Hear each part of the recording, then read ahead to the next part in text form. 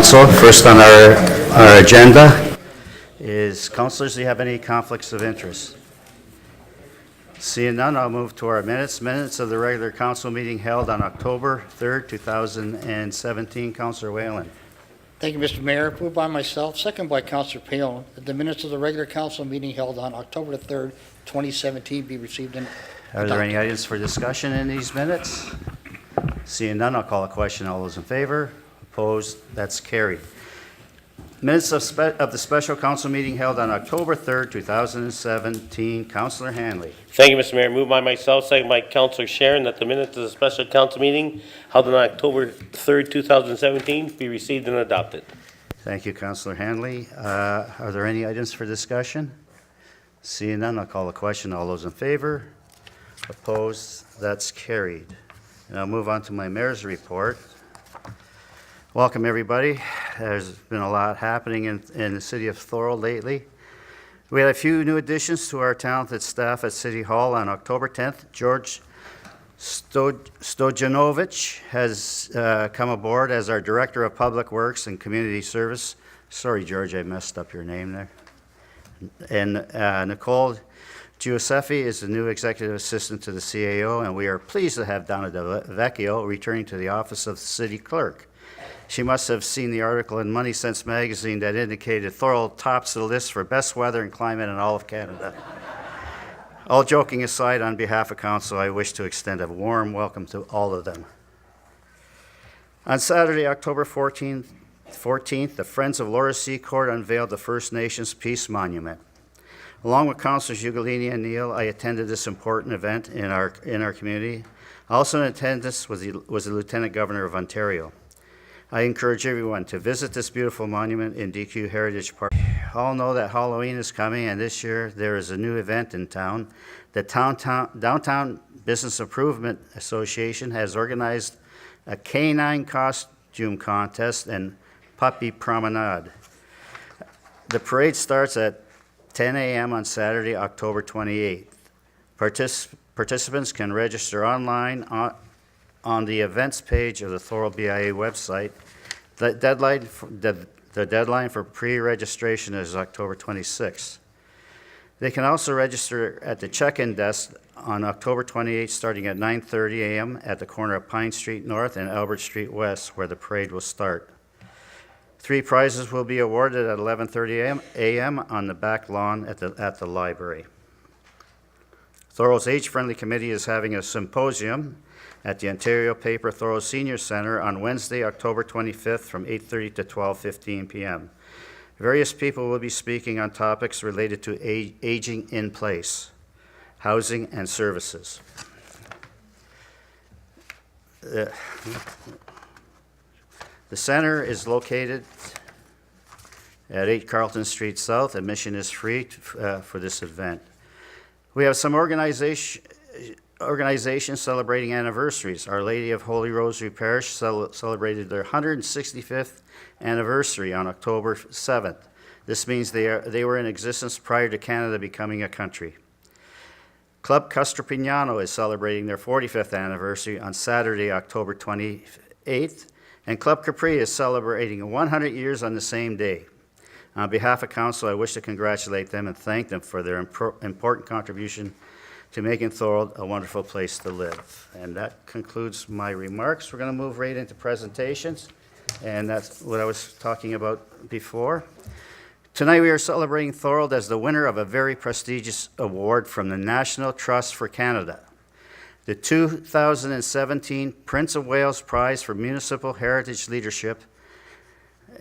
This is a great honor indeed. The nomination was put forward by Thorold Heritage and prepared for submission by Miss Pamela Menz, who I refer to always as our First Lady of Heritage. She's the Secretary Treasurer, along with Miss Adele Arbor, our retired Director of Planning. I would like to acknowledge Thorold Heritage this evening with a certificate of appreciation on behalf of council, staff, and the community for their organization's tireless commitment to identifying, protecting, and promoting our heritage. And I like to thank Councillor Mike Sharon and Craig Finley for traveling to Ottawa pitch hitting for me, accepting this award. I would ask now that Councillor Sharon would like to say a few words with Mr. Finley.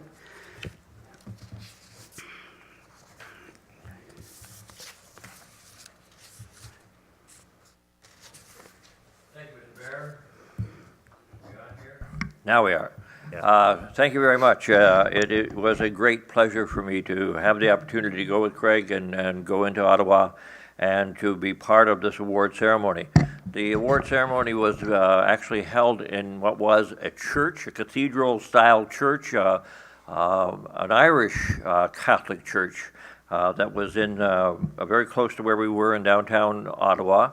There were several awards given, but the most prestigious one, as the mayor has indicated, was the one that the city of Thorold received. We received the National Trust of Canada 2017 Prince of Wales Prize for Municipal Heritage Leadership. Some of the cities that received the same award over the years, it started in 1919 with the city of Quebec City, Victoria, Charlottetown, and the list goes on all the way through, and Thorold, Ontario also received that same award. It is an award that we should be extremely proud of. Craig and I went to the ceremony. We were impressed with the quality of the people who received awards for heritage renewal and for heritage throughout the entire country. There were people there from every part of the country, from BC all the way to the East Coast, into Newfoundland and Nova Scotia and other parts of the country. People from up north came down for this occasion. We were very, very proud to be there and represent the city of Thorold. And Craig will give you an idea of exactly what the award is all about. Thank you, Councillor Sharon. When I spoke to you 2 weeks ago, I had no idea that I would be here this evening to celebrate with you this outstanding award. The Master of Ceremonies at the National Trust Awards event read the words written by His Majesty Prince Charles, the Prince of Wales, concerning our city. I have to tell you, that was a pretty emotional thing for the both of us, to hear the future King of England talking about our city, because he okays all the awards. They go through the vetting committee, and his man in Canada sends the information to him, and he writes about it. And what he wrote about was our rebirth. All right, from a canal, from a mill town, all right, to a town that's changing its flavor, changing its nature, and the use of heritage in order to do that. And he said there could be no finer award winner. And this was a unanimous decision, apparently, by the jury, which was great. While the resurrection of the Front Street area is the most obvious aspect of positive heritage change, the momentum for heritage preservation started in the mid-1980s with the formation under the Ontario Heritage Act of the first local architectural conservation advisory committee in Thorold. I was privileged to be a member of this first LACAC, which began the process of formal recognition and designation of important buildings, sites, and objects in Thorold. Since that time, your Heritage Committee has continued to follow its mandate, and we now have completed 50 designations and have worked closely with city staff and building owners in promoting heritage education and preservation. The foresight of the City Council of the time, led by Mayor Robin Brock, in saving Maplehurst, the Kiefer Mansion, and arranging the leasing agreement with Phil Ritchie's Kiefer Development was the nexus for the redesign of the north end of Front Street, the reuse of the former Donahue paper mill, and the restoration and reuse of the Welland Mills building. The introduction of the downtown facade improvement grant process is a tangible sign that this city is serious about heritage preservation. Owners of designated homes, business owners such as Kathy and John Henderson, and later George Cottage and Shannon and Michael Pizzaro, have applied the highest principles of heritage practice in the restoration of their buildings. This evening, I join with you in congratulating all present and former politicians, city planning staff, building owners, and Heritage Committee members, especially our long-serving Secretary-Treasurer, Pam Minns, who have worked tirelessly to bring us to this celebration this evening. The award is memorialized in the form of this framed certificate, which is right here.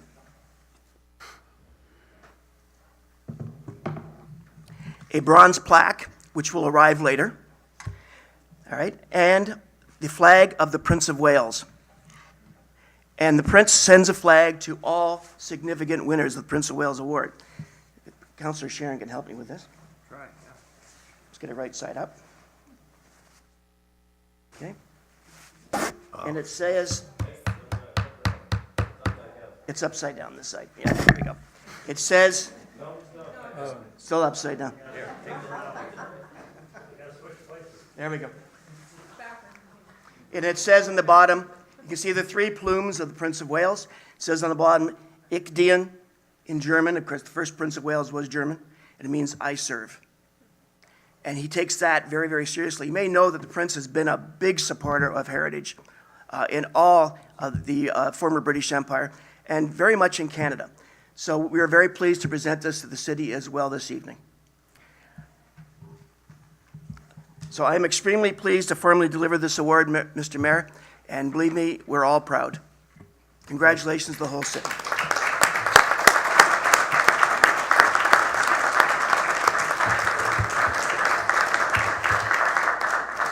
And I have a presentation for you.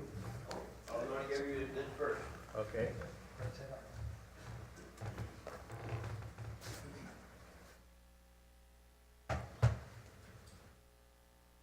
Please come up here. Yes, Pam, come on up.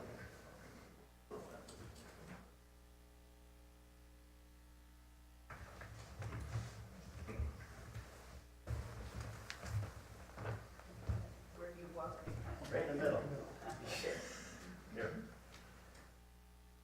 Around.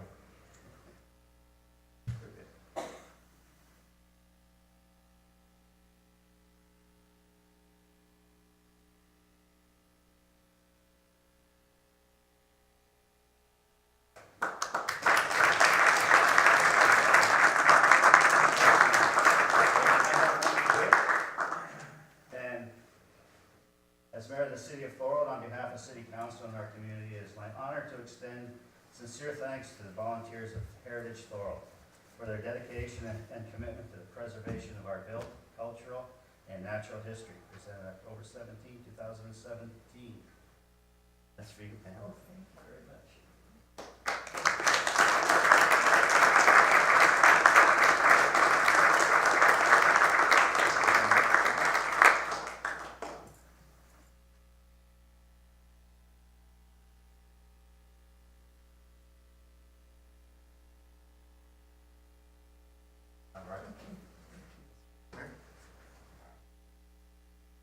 Black will arrive. Bronze black. Bronson, we'll find a good place for it. A little heavy to wear as a necklace. Thank you. Appreciate it.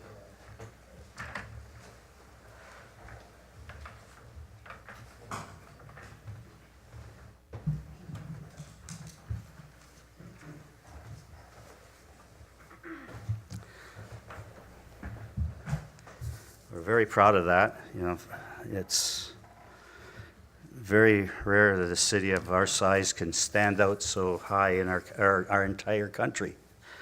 I'm sincerely proud of it. Thanks, Mike, for going to Ottawa and picking that up for us.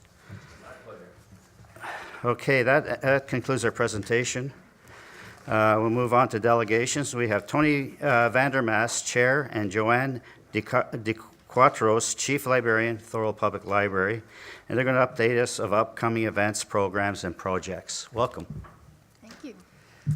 Good evening, Mayor Luciani, City Council, and City staff. Thank you for giving Mr. Vandermaas, the Library Board Chair, and myself an opportunity to express our appreciation for Council's continuous support and to share some exciting things happening at the library. This is a special week for libraries. It's Ontario Public Library Week, which recognizes the important contributions that public libraries make to education, literacy, lifelong learning, and the communities they serve.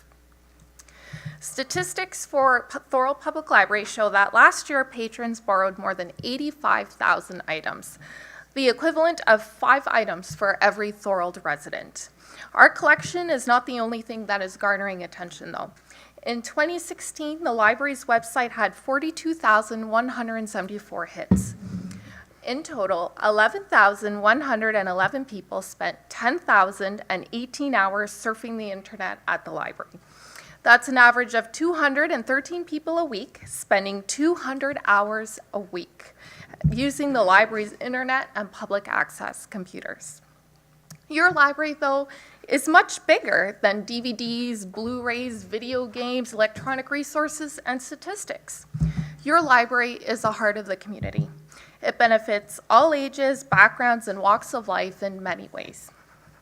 Thorold Public Library is a gathering place where you can meet your friends to make a craft, play bingo, explore a fire truck, learn to make a healthy snack, enjoy a coffee and a snack in support of the Alzheimer's Society, read to a furry friend, learn about animals, and much more.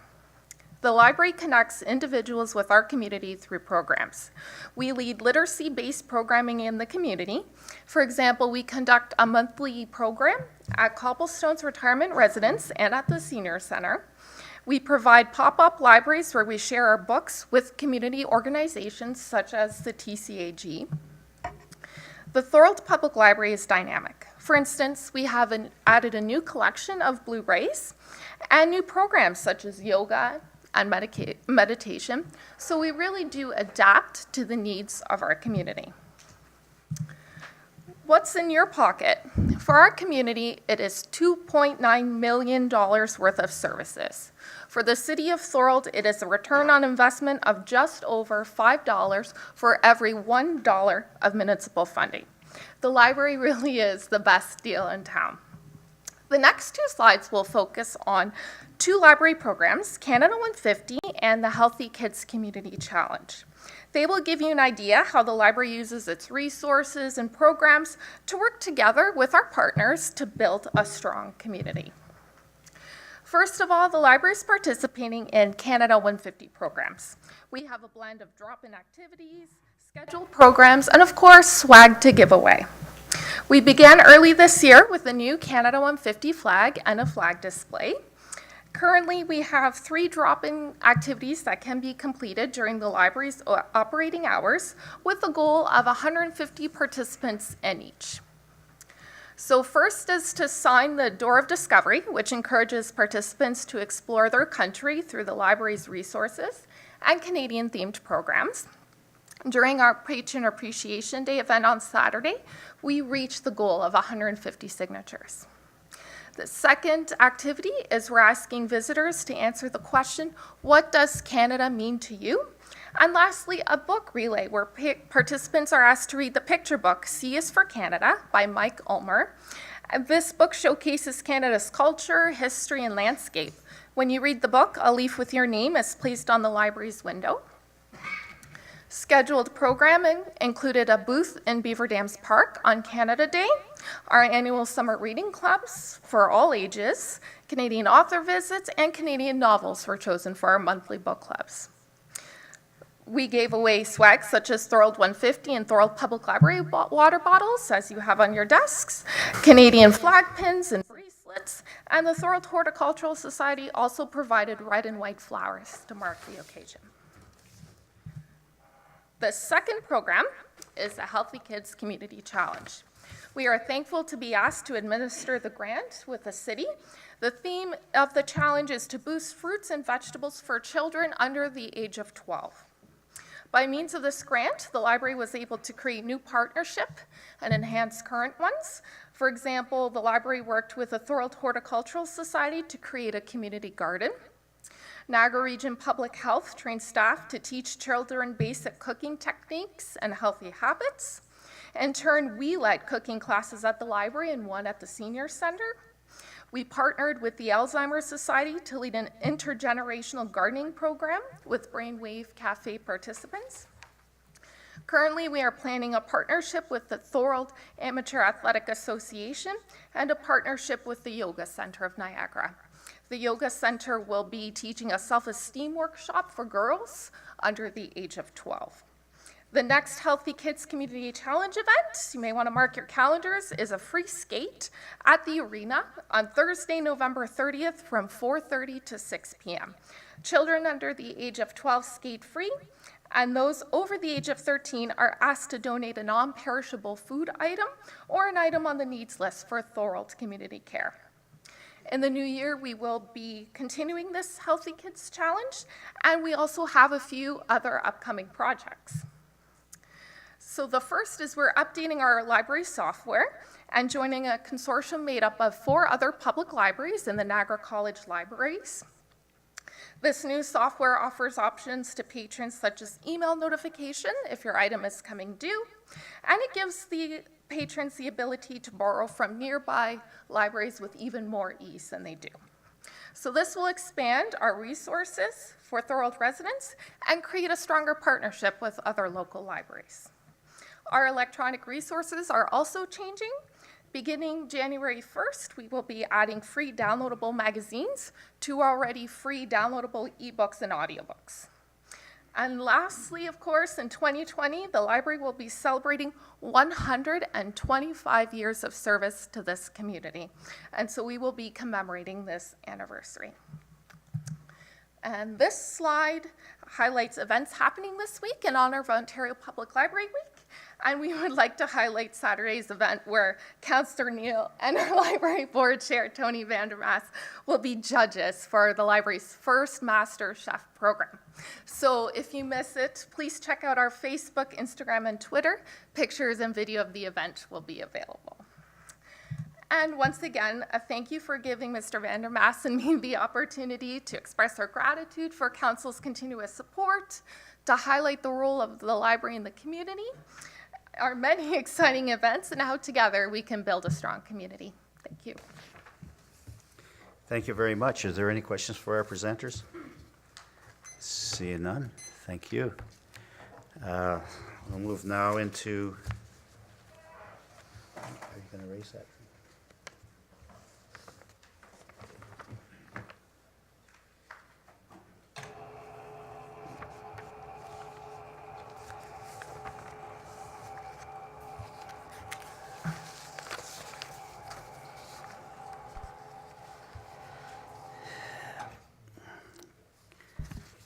Okay, we'll move into communications. List of committees, minutes, correspondence from volunteer committees. Councillor Pion. Thank you. Through you, Mr. Mayor. Moved by myself, seconded by Councillor Sharon, that the communications on the list of correspondence 5D, minutes, correspondence from volunteer committees be received for information purposes and filed. Thank you, Councillor. Are there any items for discussion? Seeing none, I'll call a question. All those in favor? Opposed? That's carried. Reports, correspondence from the region of Niagara. Councillor Sharon. Thank you, Mr. Mayor. Moved by myself, seconded by Councillor Ugolini, that the communications of a list of correspondence 5E, reports, correspondence from the region of Niagara, be received for information purposes and filed. Thank you. Are there any items for discussion? Seeing none, I'll call a question. All those in favor? Opposed? That's carried. Items for information purposes. Councillor Longo. Thank you, Mr. Mayor. Moved by myself, seconded by Councillor Payon, that the communications on the list of correspondence 5F be received for information purposes and filed. Thank you, Councillor. Again, are there any items for discussion? Seeing none, I'll call a question. All those in favor? Opposed? That's carried. We're into reports. Minutes of a general committee meeting held on October 3rd, 2017. Councillor Whalen. Thank you, Mr. Mayor. Moved by myself, second by Councillor Neil, that the minutes of the general committee meeting held on October the 3rd, 2017 be received and adopted. Thank you, Councillor. Are there any items for discussion in these minutes? Seeing none, I'll call a question. All those in favor? Opposed? That's carried. Other business. Wow. That's a first. Okay, we'll move into bylaws. Bylaw number 104-2017 and bylaw number 106-2017. Councillor Neal. Thank you very much, Mr. Mayor. It's moved by myself, seconded by Councillor Whalen, that leave be given to introduce the following bylaws. Bylaw number 104-217, a bylaw to amend bylaw number 150-2012, being a bylaw to regulate parking and traffic within the city of Thorold, Winslow Crescent. And bylaw number 106-2017, a bylaw to establish certain offices for the purpose of the corporation of the city of Thorold and to appoint persons to hold such offices, and that the same now be read a first time. All those in favor? Opposed? That's carried.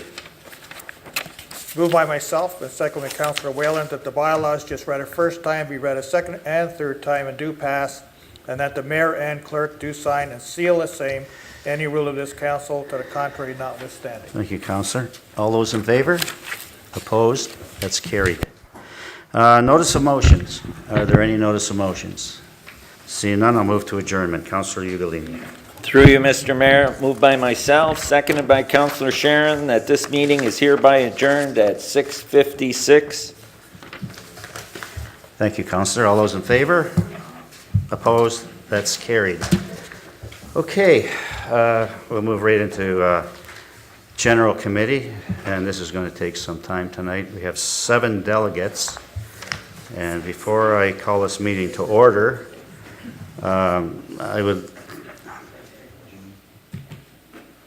we have 1 delegate has withdrawn. I would ask you to please keep your comments strictly related to the report, recommendations, and the subject matter.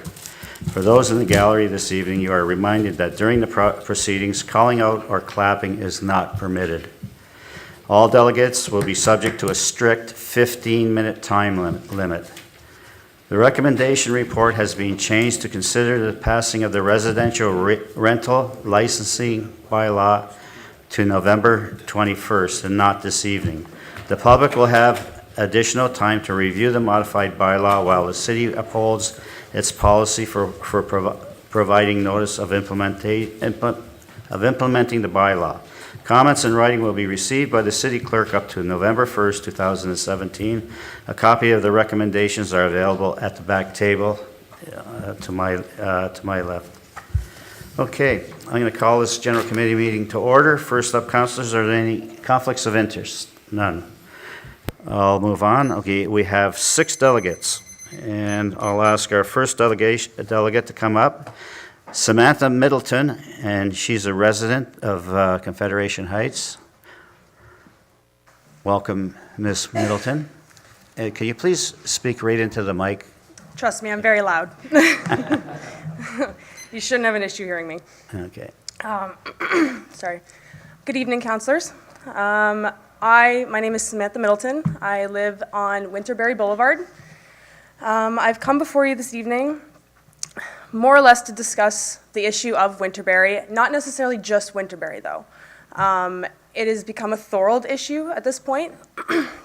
For those of you who do not know who I am the person that posted that viral video that made national news, which I find interesting because Thorold has been in the news quite a bit lately.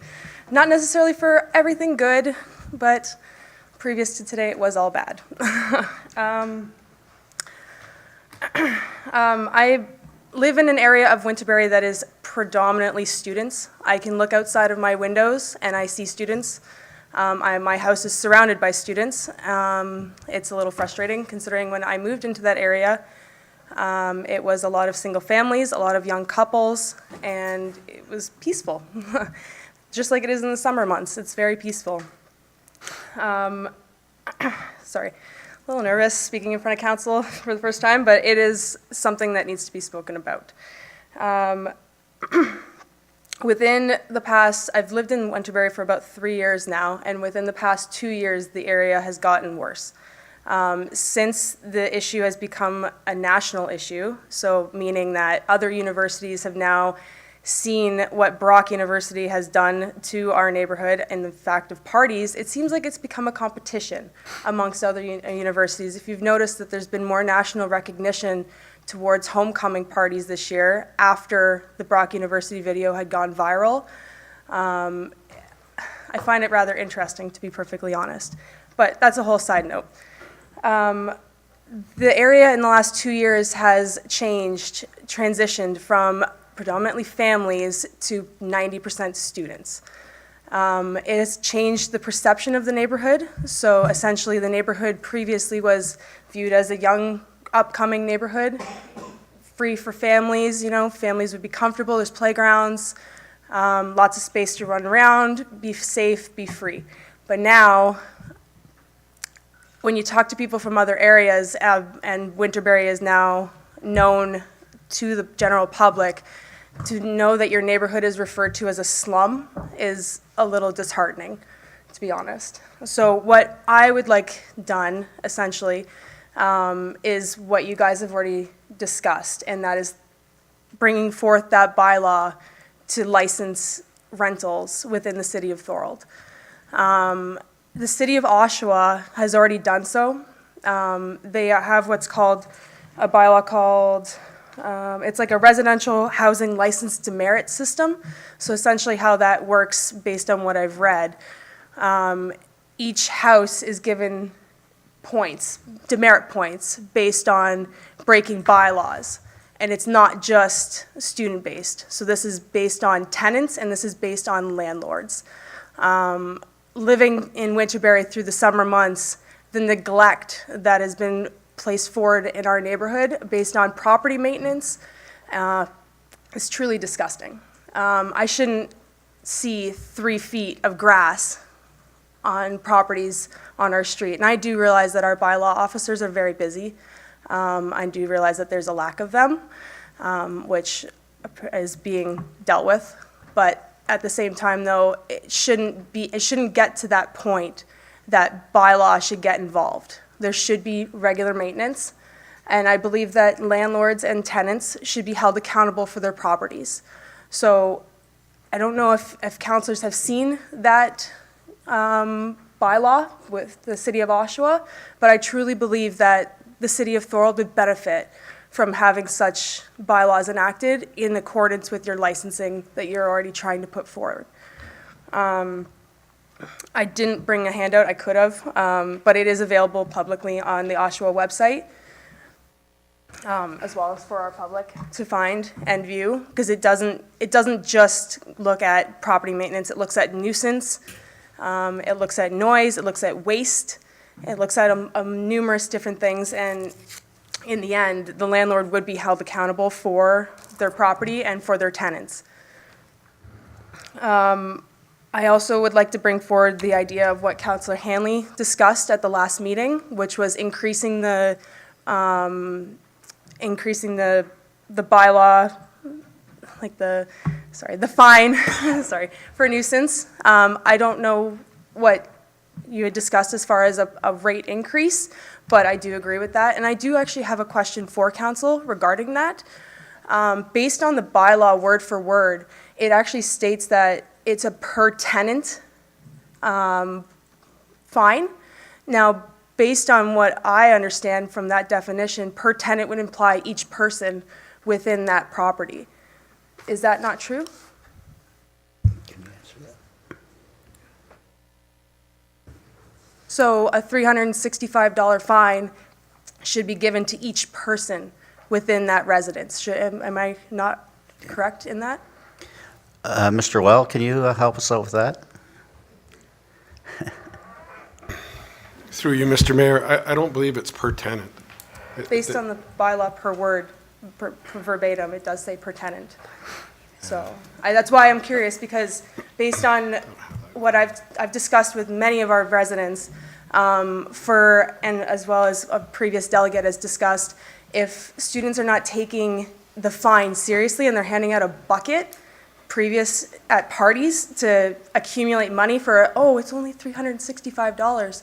Well, if there's 7 people in a house and they're getting $365 each, that's a little more aggressive, to be perfectly honest.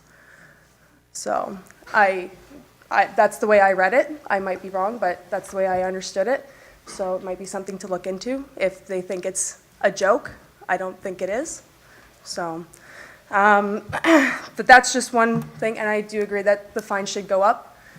And then I would also like to bring to the fore that some of our other residents have also brought to my attention that within their purchasing agreements, that it states within 20 years of after purchase date that these houses are not supposed to be rentals or lodging. Now, that is another thing that's come to my attention. Some of our residents have brought that paperwork with them this evening. I think it's something that should be brought forward to the city as well, because the city is mentioned in that purchasing agreement. So would that not be a void of contract if they're using these houses as lodging and rentals? Another question that something to ponder, I guess you could say. But in reality, though, I do want something done for the entire city. It's not necessarily, I don't want to feel quote-unquote entitled, as some people have mentioned in posting and things like that. It's a lot of social media that has come from this. I am a part of a lot of it, to be honest, which I enjoy. I enjoy being a member of my community. I participate in local events. I participate in local sporting events. And now I'm participating in council. So I think it stands for itself when I want something to be done for our city, not just my city. So I do look forward to being at that meeting on the 21st of November to discuss the bylaw for licensing that has been moved, based on what you just said. But yeah, that's all I have to say. I'm happy to finally speak in front of you. So, thank you. Okay, If you have any questions. just if you could stay there for a minute. you. Counselor, are there any questions of our presenter? There are no questions. Thank you. Thank you.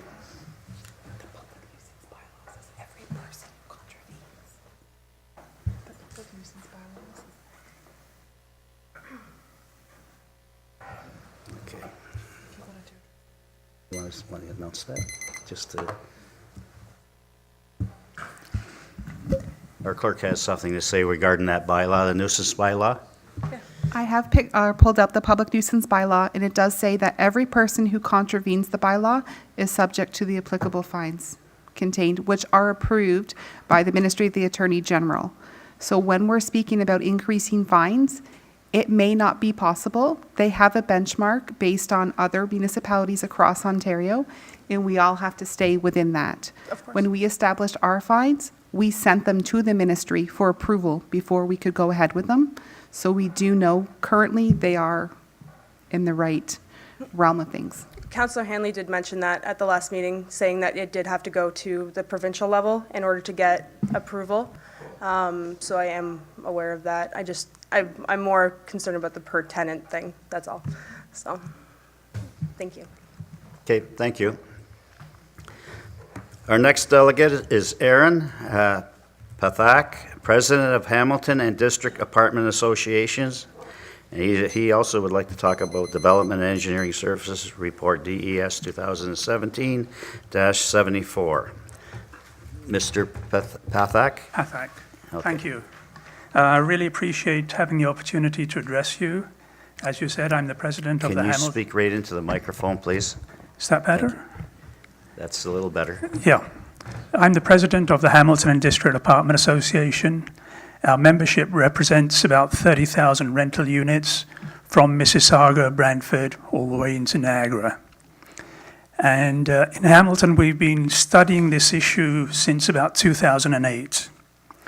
Firstly, I got to say that there are serious problems.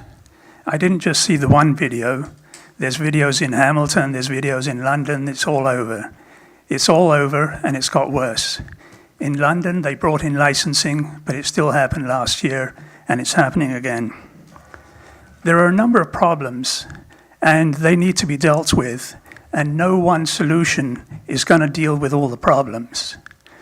What we're dealing with, the first problem is a student behavior. And I would like to say that I think it would be a huge disservice to the city if something was done that wasn't effective.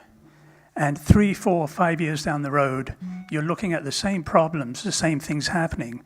So you've got to make sure the solution does work.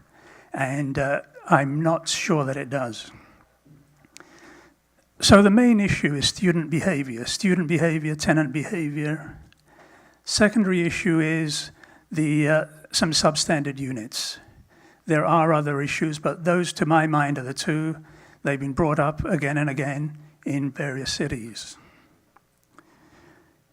Now, the street parties, you can either look on them as something that shouldn't happen.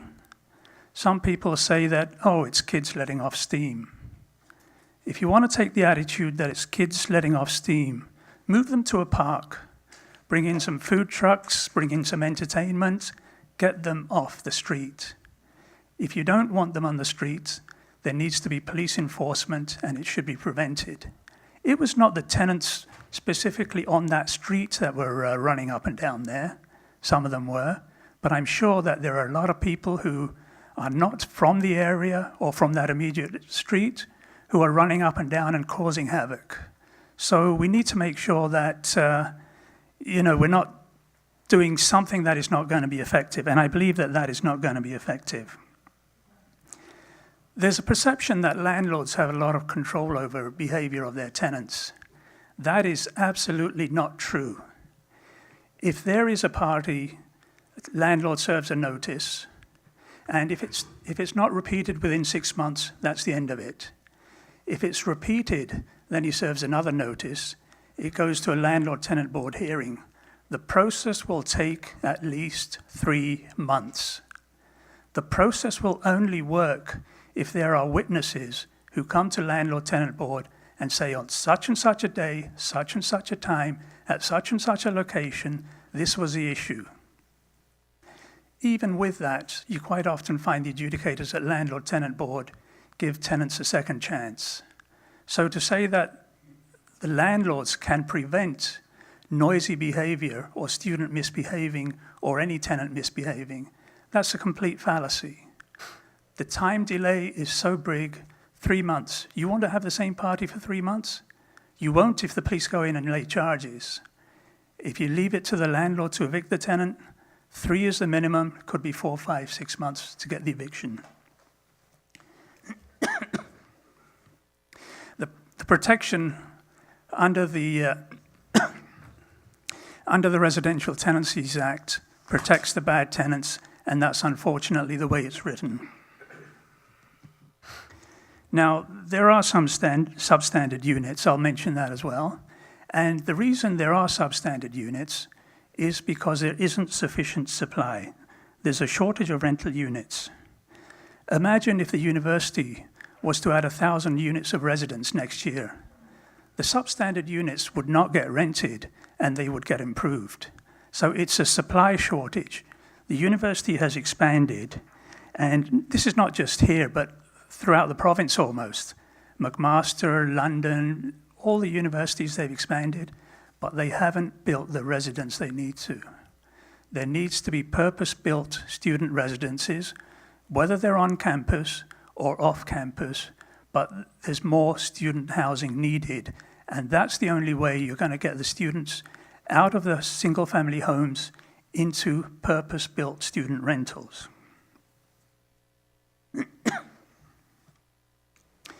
Quite often, there's visible problems, grass isn't cut, there's garbage around, and often the tenants have agreed to take care of that, but then they get busy and it sort of slips by, and it doesn't get taken care of, and it needs to be taken care of.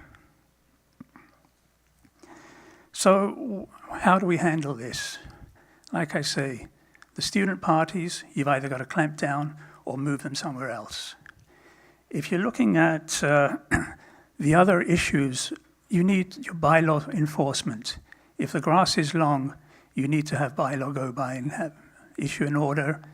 The city can go in and cut the grass if necessary. There are other issues that you see as you drive around the streets. And again, this is here, Hamilton, London, all over the place. The universities are an educational establishment. They seem to deny all responsibility for their students off campus.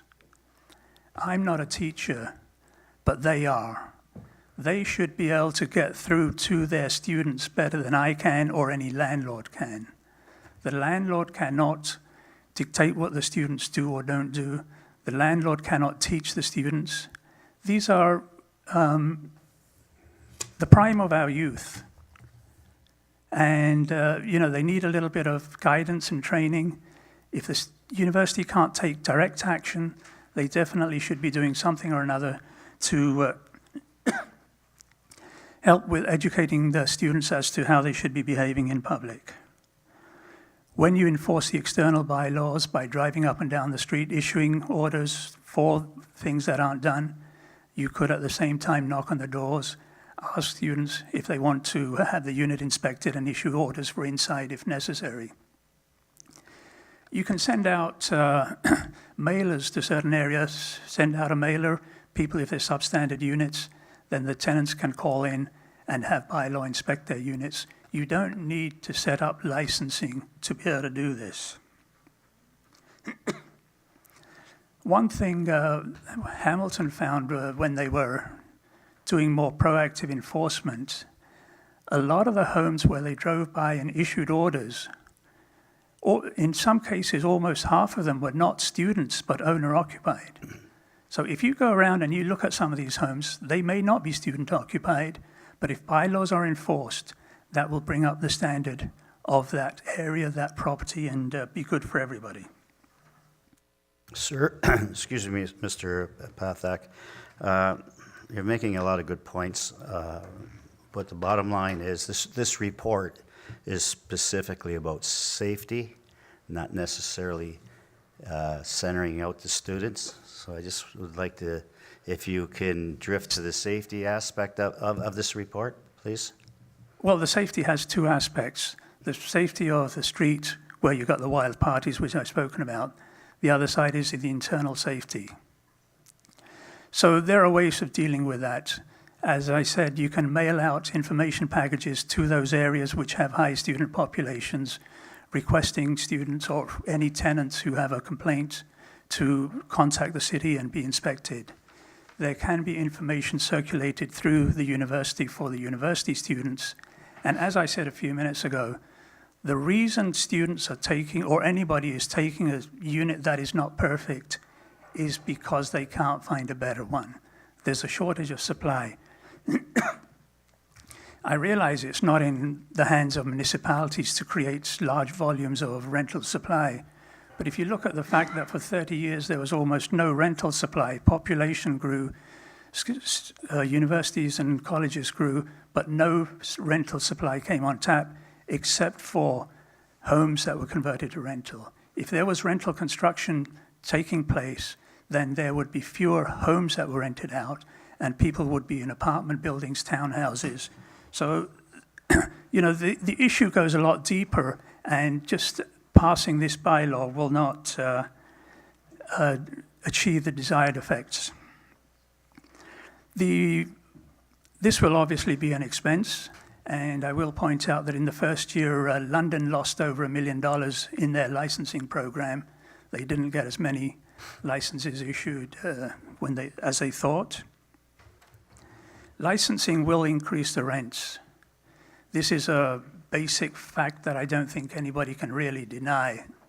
It may not increase the rent for the person in the units next month, but when that unit turns over, that rent will have to go up to cover licensing costs. You have a mixture of tenants. Some are students, and some of them may be well off and can afford an increase in rents, but there are some students who can't afford higher rents, and there are people who are not students, working people, people on pensions, disabilities, and so on that are renting, and they definitely don't need an increase in their rents. Also, if this complicated matter of getting a license takes some people out of the industry, then you're going to find that there are fewer units and the competition is going to be greater, and you're going to have higher rents and less units available. I want to just also take a minute and talk about who is a landlord, because you see some landlords here, but I've known landlords who are teachers, principals, school board trustees, city councillors, lawyers, accountants, every single field, doctors and dentists. You sit in the dentist chair, he could have a rental property. So you've got to realize that the majority of the tenants are hardworking citizens, and the ones investing in homes to rent usually have a different profession. But they're not the scum of the earth. They're honest, hardworking people, and that goes for the very vast majority of them. As I said, the universities, they don't want to take responsibility, but they do have a role to play. In Hamilton, they've set up a subcommittee to look at the issues. There are councillors, landlords, and other people looking at this issue, because when it came up last time at Planning Committee, there was a recognition that this licensing concept is not going to solve all the issues. So from that point of view, I think you really have to think about this very carefully before you go down this road. Anyways, sir, you've got about a minute. Can you please wrap up?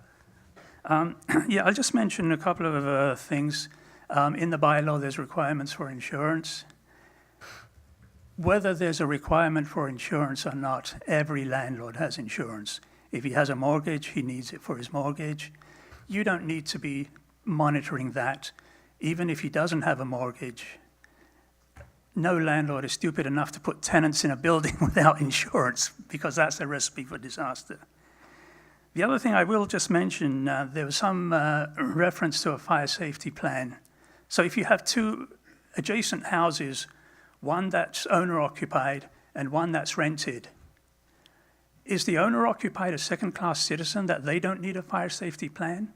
If a fire safety plan is needed in a three-bedroom house here, next door where the owner lives, he should also need a fire safety plan. You don't want to discriminate against the homeowners that way. They need the same security and safety.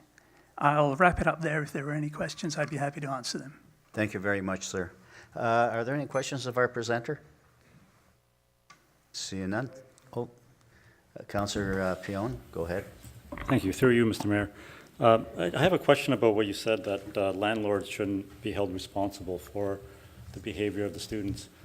Unless it's changed recently, I know the landlords are held responsible, for example, if there's a grow-op, and according to the law, they are responsible for that. So why wouldn't they be responsible for breaking municipal bylaws?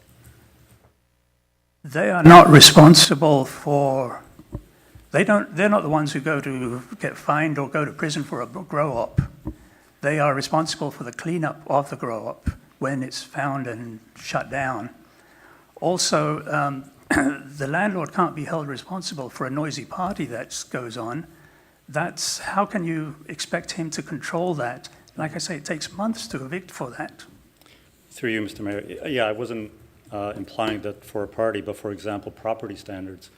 If the snow isn't removed or from the sidewalk, or if the grass is too tall, or the whole property just doesn't look very good, I would think that the property is the responsibility I of the definitely landlord. agree with you on that aspect. Okay. If the So there- property isn't maintained, whether it's the grass, the snow, or whether the roof's falling down, or whatever bad steps, yeah, drive down the street with your bylaw inspectors. You may need more bylaw inspectors.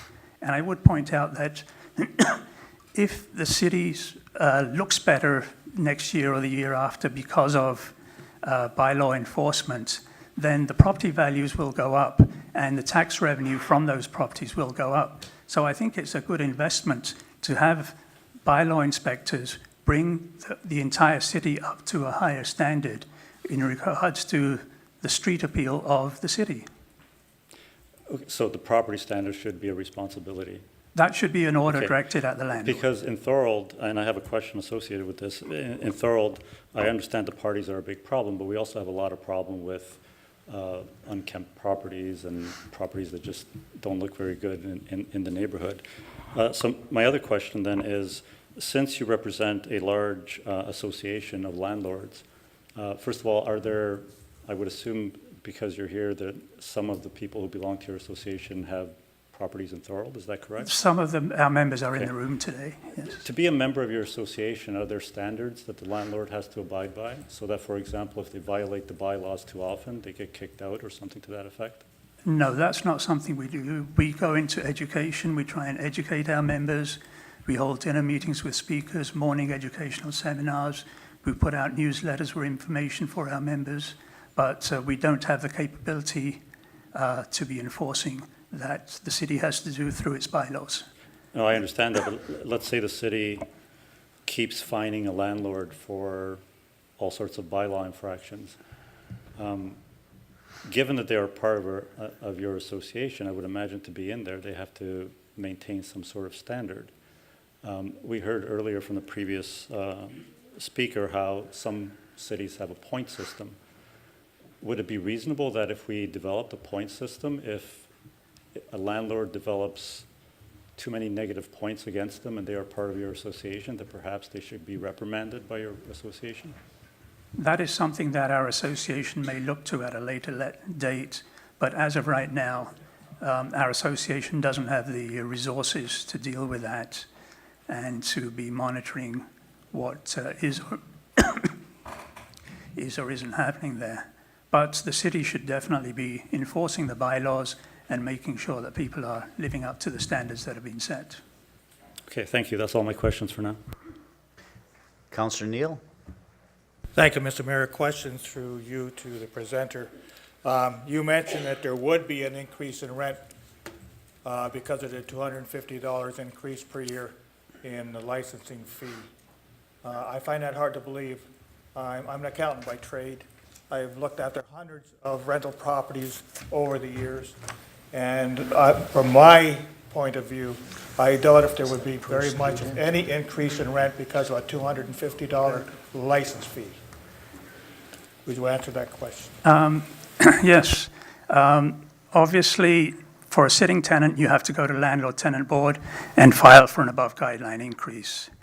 This did happen in Waterloo, and the landlord was granted a 6% increase above the guideline for licensing fees, associated inspections, and increases in property taxes.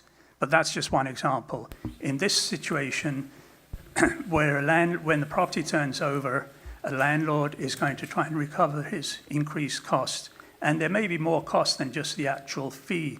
There may be inspection fees, there may be other things that have to be done, so it could be expensive. You stated about the cost of the licensing fee, nothing more.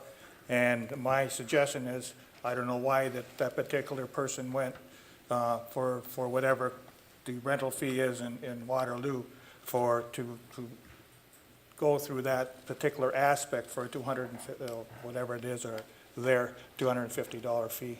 I can't fathom that. Councillor, maybe I can clarify that for you. Our CEO did some math about an hour ago before the council meeting, and he came up with these figures. $20.83 per month for the first 2 years, and $16.67 per month for subsequent years. That's the cost to the landlord for a building. Even if it has 10 rooms, 10 students in the building, that's the cost for that building. Just to let you know, okay. One last question. Sorry. Go ahead, Councillor Pion. Sorry, just going back to something that you said through you, Mr. Mayor. Are you aware that Thorold has, in the last few years, built quite a large number of units just next door to City Hall, hundreds of new units, because you referred to the fact that there hasn't been any substantial, any number of new units coming on board, and that you suggested that building large complexes of units not in residential neighborhoods might solve the problem. Are you aware that Thorold has built hundreds of such units and the problem hasn't subsided at all? Well, obviously the number hasn't been high enough to take those students out of the homes and into those purpose-built units.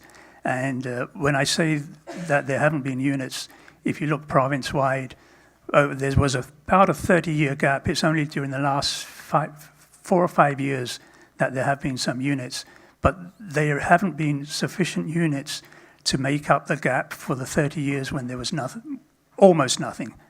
I accidentally say nothing, but it's almost nothing or negligible amounts. If you look at the total number of homes that are built in the city over the last 30 years, and you look at the number of rental units, it should have been about a third rental, but it hasn't anywhere that I'm aware of. Are there any other questions for our presenter? Okay, thank you, Mr. Pathak.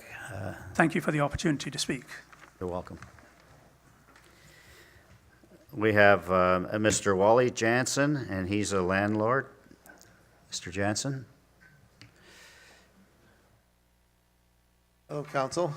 My name is Wally Jansen. I'm a landlord. I've been a landlord in Can you Thorold. speak into the mic, sir? Yeah. My name is Wally Jansen. I'm a landlord in Thorold. I've been a landlord here for approximately 20 years. I own numerous homes. I'm very hands-on. I watch everything. And I agree with not the licensing. I agree with enforcing the bylaws that we have. A good comparison is you buy a car, you buy a license plate. Does that make you not speed? Does that make you not drink and drive? No. What makes you not speed and makes you not drink and drive is when a police officer stops you, gives you tickets, puts you in prison. That's what makes you stop. The license plate will do nothing. The licensing of these rentals will not stop parties. If you think a license on a house is going to stop a student from drinking, it ain't going to happen. We need to enforce the bylaws we have. We need to hire more bylaw officers and enforce and hurt the students in their pockets where it counts. Just like the previous presenter said, people are collecting money as a joke because your fines are so small and very, very seldomly handed out. It's a laughing joke. The only way this is going to stop is somebody needs to hand out fines. That's what the MTO does. I think we should learn from other practical things that work. That's all I have to say. Thank you. Councilor Sharon has a question for you. Hi. You've indicated in what I read here when you asked to come and speak that you're hands-on. Yes. Can you explain to me exactly what that means? How often do you go out to your buildings? How do you really, as a landlord, be hands-on? I'm a full-time landlord. I have property managers that work for me, and we are at our properties all the time, numerous times a week. We do quarterly inspections. We go through, make sure all the smoke alarms work, make sure there's no leaks, make sure there's no broken things. We're constantly checking on that. If there's any complaints from the neighbors, we take care of it immediately. Do you do things like talk to your neighbors about the fact that there are students? Yes. And they know who you are, do they? Yes, they do. And they have your telephone number? I probably don't have mine, but they might have the property managers. And this is an ongoing process that's happening almost a daily basis, you say? Yeah. Thank you. Any other questions? Thank you, Mr. Jansen. Thank you. We have Robert DeLallo from Daniels and Partners LLB Lawyers on behalf of Shane Weber, who is the landlord also. Welcome, Mr. DeLallo. Thank you, Mr. Mayor. Thank you, Council.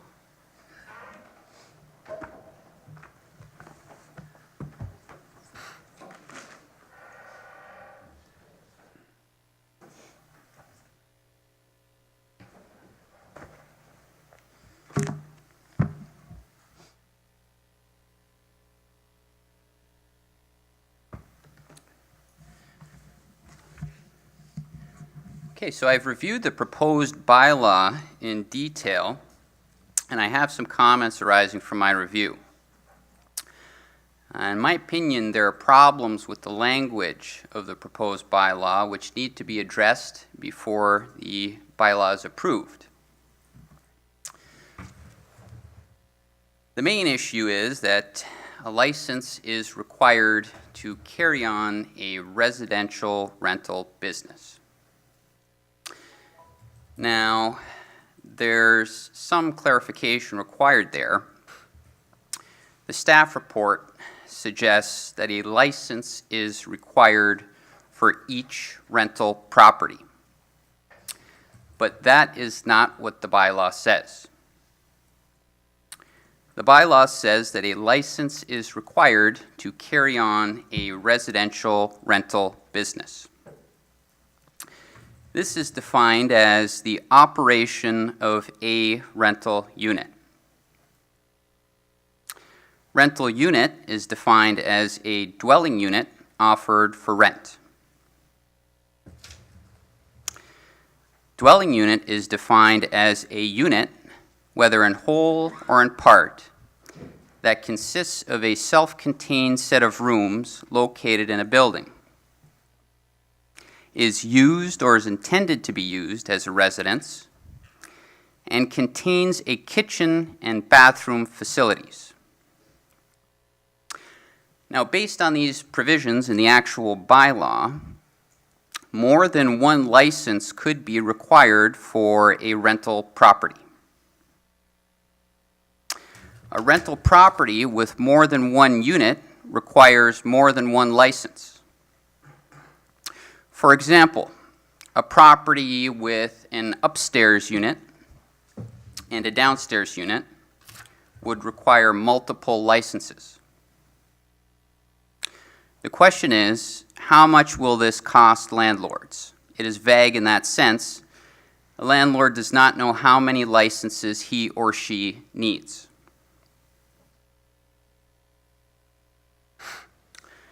Another question I had was, what are the set fines under penalties? The staff report suggests that Part 1 tickets will be issued.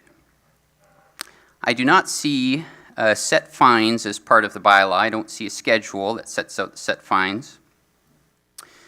So we need clarification on what the penalties are before the bylaw is actually passed. Now, zooming out a bit, I'd like to comment on whether this licensing bylaw is the appropriate tool to resolve the policy issue of misbehaving students. This bylaw in no way whatsoever addresses nuisance or noise issues. Sorry, point of order. It's not ahead. about that. That's about safety. Okay. Sir, please keep your discussion towards the safety aspect. Thank you, sir. So, this proposed bylaw it has the same requirements as existing bylaws already in place. It's redundant. With respect to floor plan and number of bedrooms, this is a zoning issue dealt with by the zoning bylaw. Maintenance issues are dealt with in the property standards bylaw. Parking is a zoning issue, and that's dealt with in the zoning bylaw. Building appearance is dealt with comprehensively by the building code. Fire safety issues are dealt with comprehensively by the fire code. All of these various pieces of legislation contain inspection powers and enforcement provisions. So all this licensing bylaw really is an additional and redundant level of bureaucracy. And it seems to me that it will be a costly additional level of bureaucracy. There's no breakdown of the estimated costs associated with the program contained in the staff report. There's a statement that staff calculated the operating costs to include the salaries of 2 bylaw enforcement officers to run the program, uniforms for the officers, training for the officers, general supplies, costs to produce licenses, legal costs, and vehicle, gas, and maintenance costs. Capital expenditure costs to include 2 bylaw cars and 2 sets of office furniture. No particular estimates provided.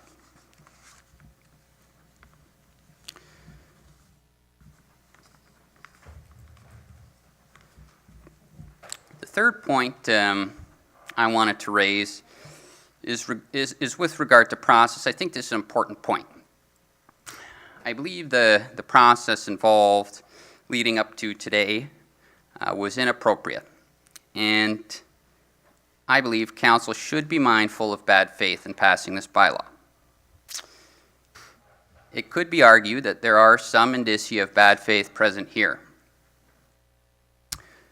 The last public meetings occurred in November of 2016, approximately 1 year ago. The staff report arising from the last public meeting, and that staff report dated December 12, 2016, indicates that staff are working on refining the draft bylaw, etc., etc. The staff report for today's council meeting acknowledges that it was recognized at that last public meeting that the public were mostly concerned with parking and property standards, which resulted in staff's recommendation that a parking and urban design bylaw be prepared for council's consideration. This, it is said, is going to now be addressed with the new zoning bylaw.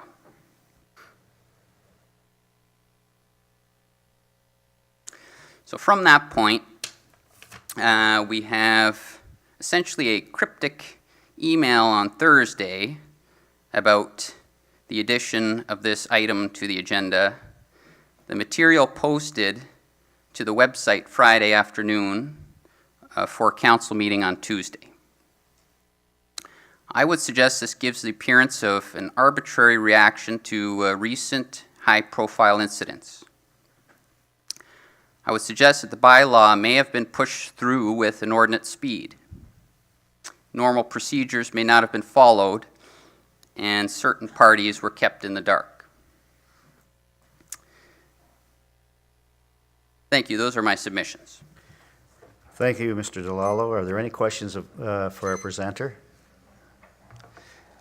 Councillor Payon. Thank you. Through you, Mr. Mayor. Who was kept in the dark? Parties who attended the public meetings and who signed in. So you're saying they didn't receive a follow-up? I'm just asking for clarification. That's my understanding, is that there was no follow-up. And my second question is, you said it's just an unnecessary level of bureaucracy. Would you consider it unnecessary level of bureaucracy to make it a provision that the rental property has to have a fire safety plan registered with the fire department so that we can make sure? We've had a few close calls, not just in Thorold, but other places. And right now, we can't just show up at a house and say we want to inspect your house for fire safety. But this would give us the option to do that so that from a safety point of view, it is a new addition that would make rental units safer. So would you consider that redundant? Fair enough. I appreciate that point. I would only again state that the fire code is a complete code with respect to fire safety issues. And this bylaw certainly goes beyond the provision of a fire safety plan in terms of its requirements, conditions, inspections, etc. But I do appreciate the point. Are there any other questions for our presenter? I have one. At the top of your presentation, you were giving us some definitions, and you used the definition of rental business.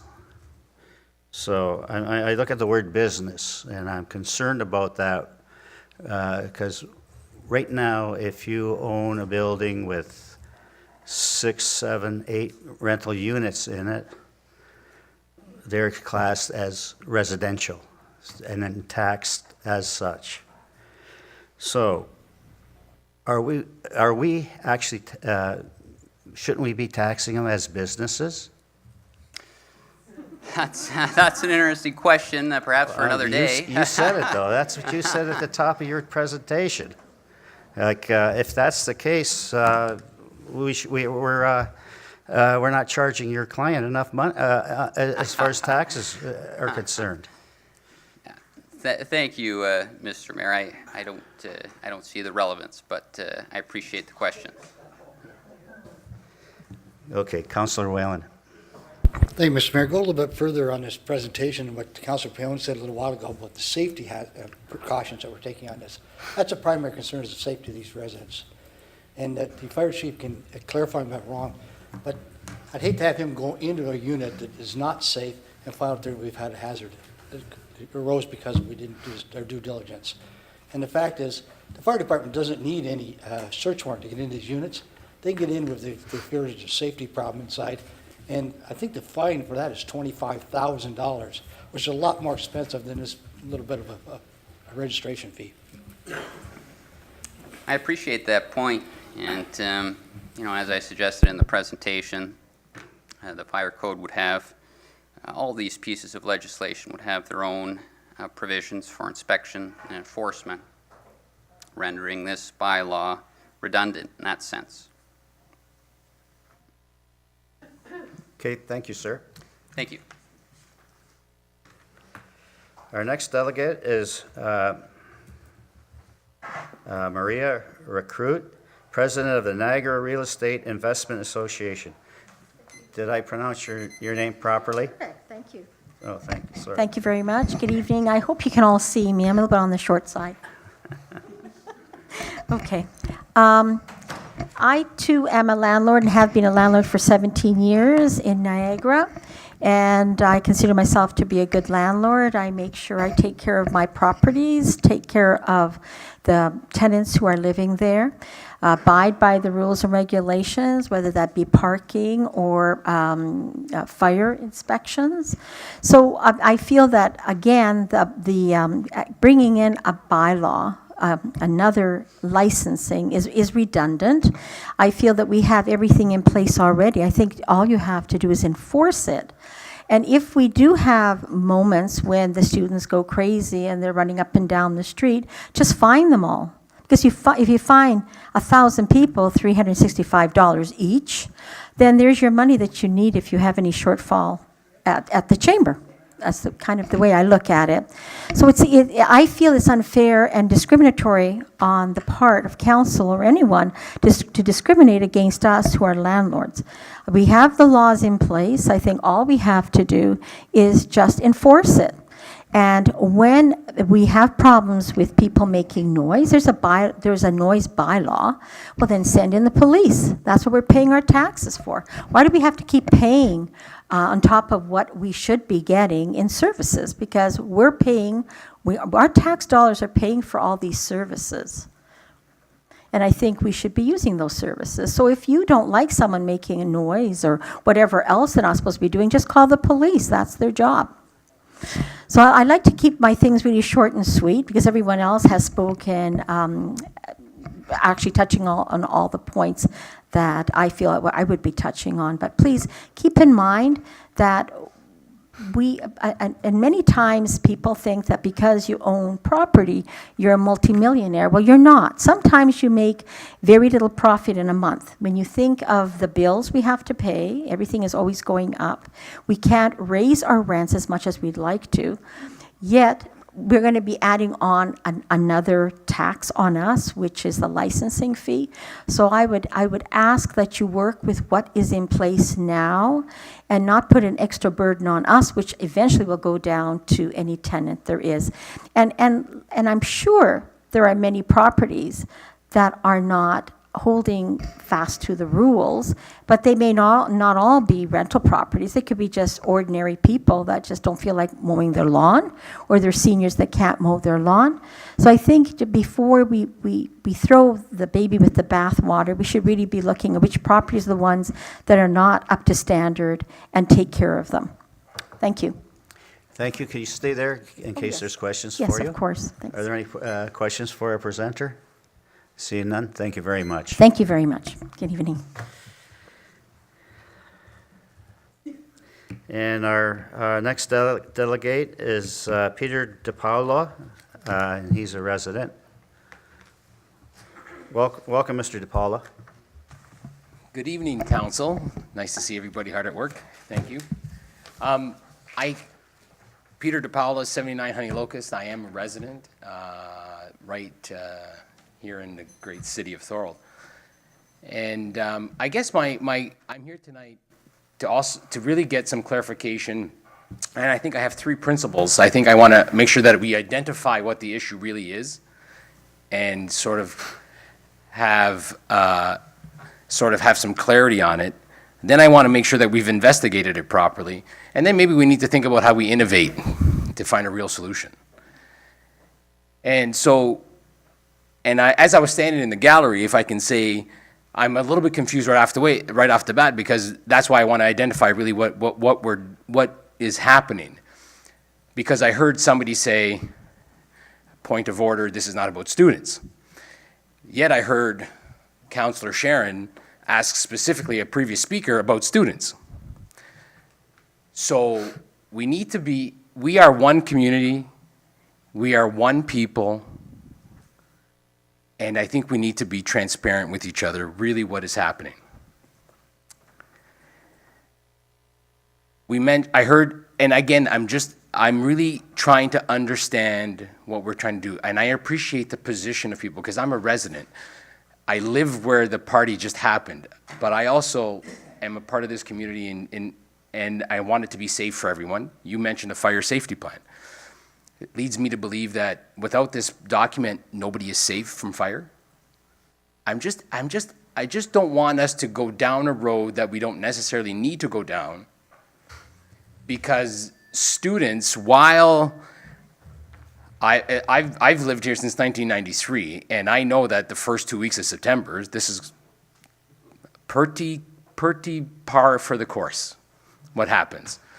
And as I'm not happy when they're partying and when they're doing what they're doing, but I want to make sure, the reason I'm saying we need to identify the issue, is this against every landlord, no matter who they rent to, or is this really motivated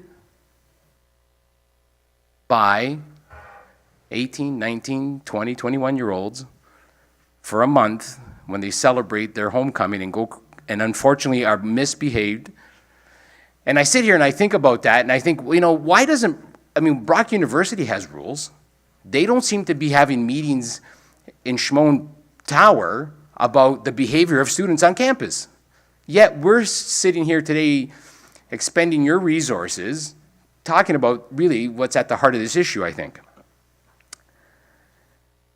And so I'm going to leave you guys with some thoughts. I think if you can really be clear with the residents and if we can really be transparent, it would be appreciated.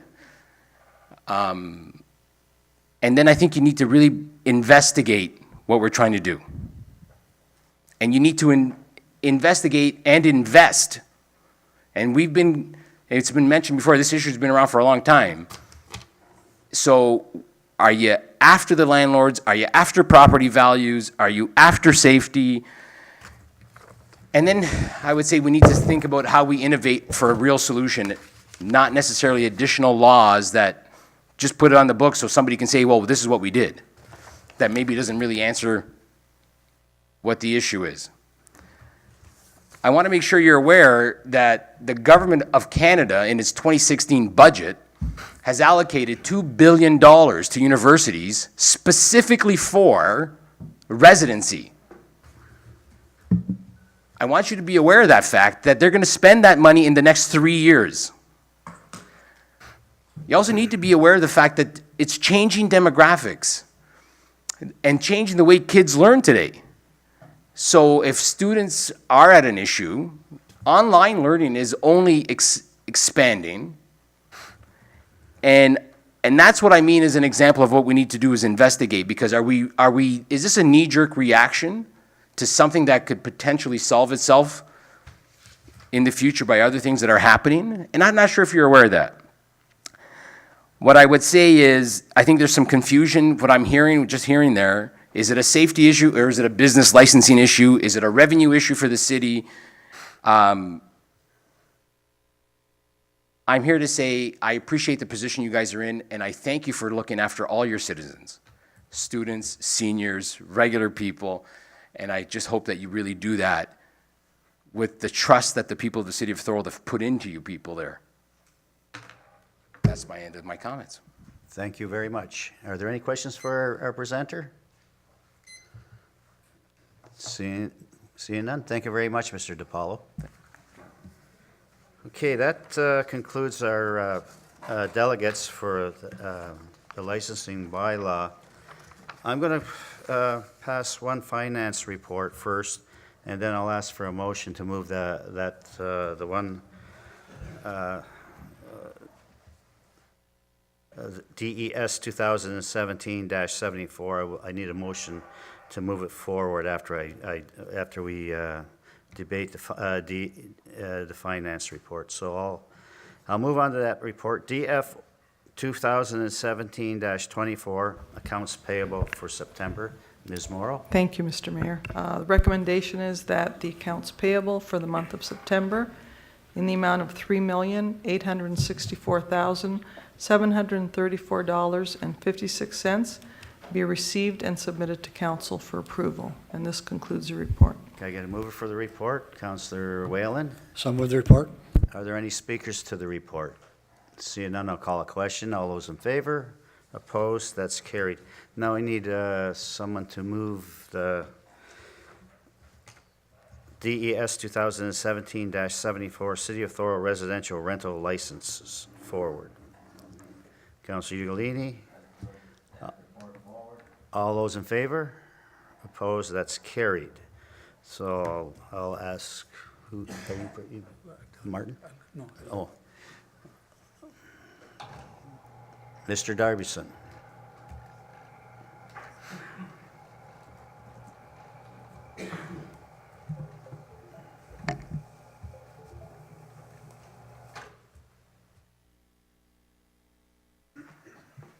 Just be a second, okay?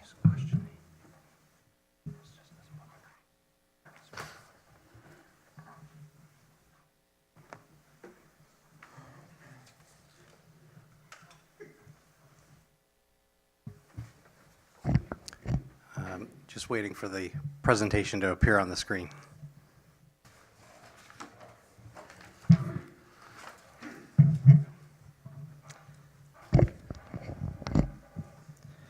Thank you, Mr. Mayor, Council, and the members of the public.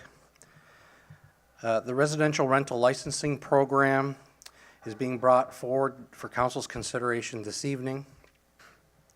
This stemmed from Council's recommendation on June 21st, 2016, having considered the consultant's report on the land use study for properties with 5 or more bedrooms.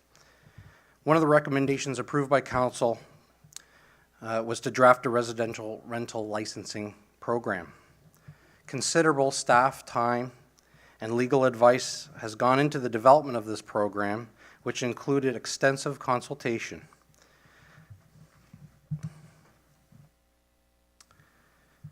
The purpose of the residential rental licensing bylaw program is to protect the health and safety of residents and to protect the character of the neighborhoods, which ultimately will strengthen compliance with city bylaws and Ontario codes with no additional burdens on the tax levy.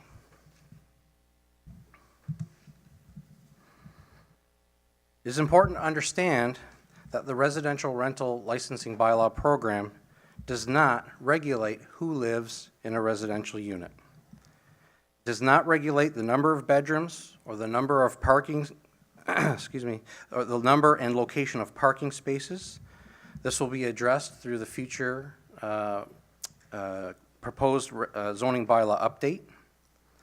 It will not regulate the frequency and intensity of social gatherings, the action and conduct of landlords and tenants, and noise generations, the 3 items of which are dealt with by the police.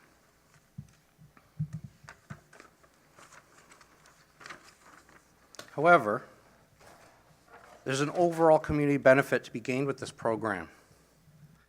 Some of the program strengths include ensuring compliance with property maintenance requirements, parking conditions, property and building appearance, building safety, and life safety. There's an overall benefit of increased safety for residential rental properties with no additional burden on the tax levy. There are a number of program benefits.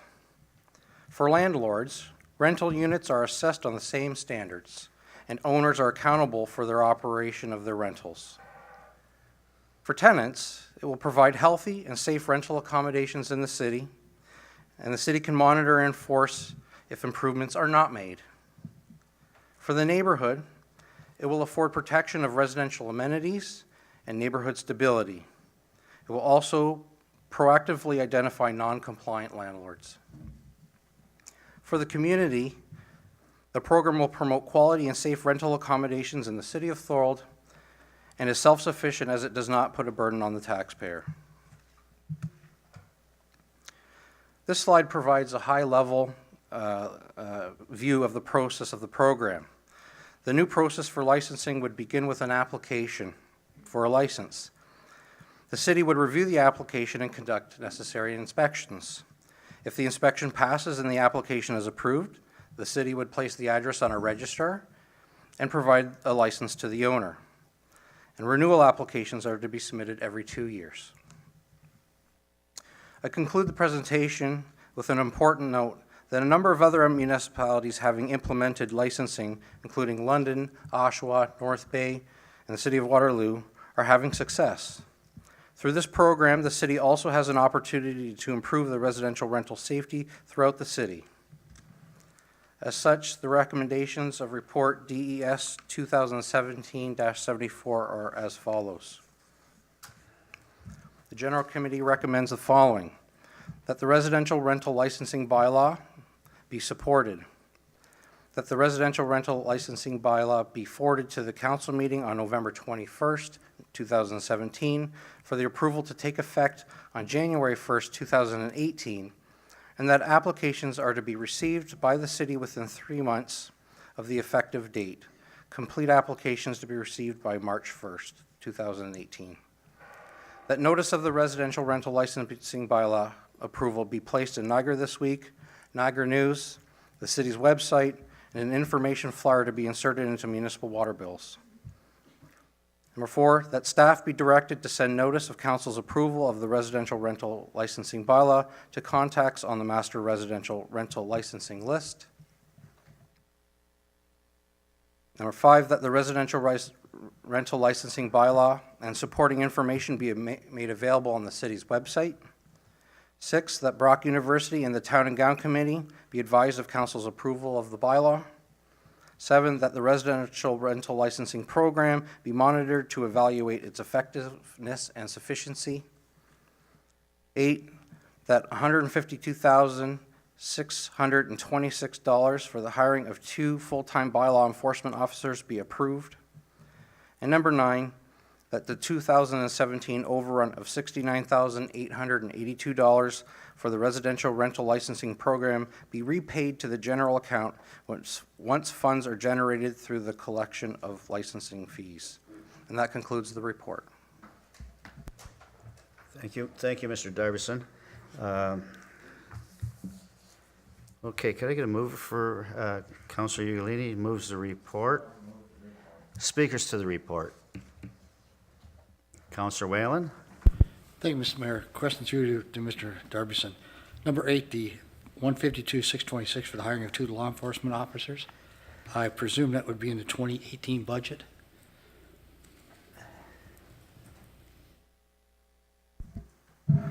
Through you, Mr. Mayor, that is correct. And number 9, the 69,882.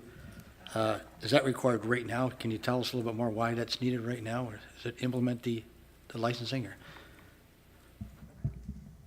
Through you, Mr. Mayor, if I may direct that to our Director of Finance. Through you, Mr. Mayor, the 2017 budget made the assumption that the revenue in the program would commence in 2017.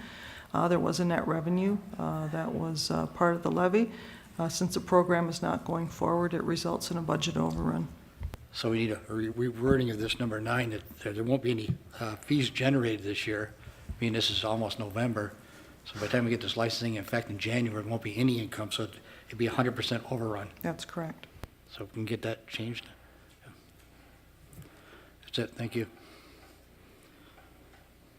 Councilor Hanley. Thank you, Mr. Mayor. If I can, through you to the Director of Finance, this year would be affected the budget 100%. Do we have any, what we'll be doing for the future? Will it affect the budget? Through you to Eldon? The monies that we looking to generate, it's going to be 100% budget overrun because we didn't implement in 2017 and 2018. What's the outlook? Yeah, through you, Mr. Mayor, that is correct. So the program commences in January 2018, which will start generating revenue at that point in time, which will in turn be paid back to the general account once the funds are available. Because we really haven't, we're not over budget because we really haven't spent anything anyway. So it was just hypothetically, if we had done it, we would be over budget. Has the language that we have in our bylaw been challenged in the courts, or the contents within been challenged in the courts, and how is that made out? Through you, Mr. Mayor, in consultation with our legal staff and in review of a number of licensing programs passed since 2010 to 2012, the wording of our bylaw appears to be solid. I ask that because I do believe that it did go through an Oshawa right to the Supreme Court of Canada, and the city in fact won when the bylaw was challenged. Through you, I believe that was actually the City of London. City of London, okay, thank you for the correction, but the precedent's already been set. I have no other questions, thank you. Councillor Ugolini. Through you, Mr. Mayor. This has been a long process. We started this and we give the direction from council to move forward on this as well as the comprehensive zoning bylaw. And I followed this from the beginning. In fact, Councillor Longo and myself attended all the open houses. And I know the amount of work staff put into this. And I've followed it, and I've followed what's gone on in every other community, and they've taken the best that's out there and crafted residential licensing bylaw that I believe is extremely fair across the board. And I understand that people don't like change. It takes courage to make change. But I believe this council has the courage to move forward, like we have on other issues. The thing is this. We can sit on our hands and do nothing and expect the same results. It's not going to happen. We're working forward to be fair across the board, and this licensing legislation or bylaw does not affect one group. It has to be applied evenly across the board. And that needs to be addressed here today because people keep mentioning students. And this is a licensing program that will be applied evenly across the board throughout the city. I think it's fair. I think if you're a good landlord, you should applaud this because you're going to come out looking like a shining star. And I think the fees that we're charging are very fair. Nobody's out to gouge anyone. But I also believe that there's something in here that people have to know. We're going to hire 2 bylaw officers, and this plan is going to pay for that. Because that shouldn't be put on the back of the taxpayers. Because I hear today, well, you guys just do more bylaw enforcement. Yeah, and who's going to pay for it? You're asking these taxpayers to pay for that. I don't agree with that. I think we hire 2 bylaw officers and we proceed with this program and we move forward and make it revenue neutral and it's self-sufficient. I'll be definitely supporting this. I think the work staff did is tremendous, and I think this is good for the city, and that's why I'm supporting it, because it's good for the city of Thorold. Councillor Longo, then Councillor Pion. Thank you, Mr. Mayor. Just a few comments. First, I want to start off by saying that this is not just about students. This has been going on, this discussion, a long time. This didn't just come forward because there was a party on Winterberry Avenue a few weeks ago. This is years of work here that staff have put into it. So to turn this into a student issue, I don't think that's the right way to look at it. This is a rental licensing issue, whether it's a student or a family. They deserve to live in a quality building, a quality unit that's safe. And I see almost on a weekly basis, being in the profession I'm in, some of the places that people have to live in. It's ridiculous. students sleeping in furnace rooms.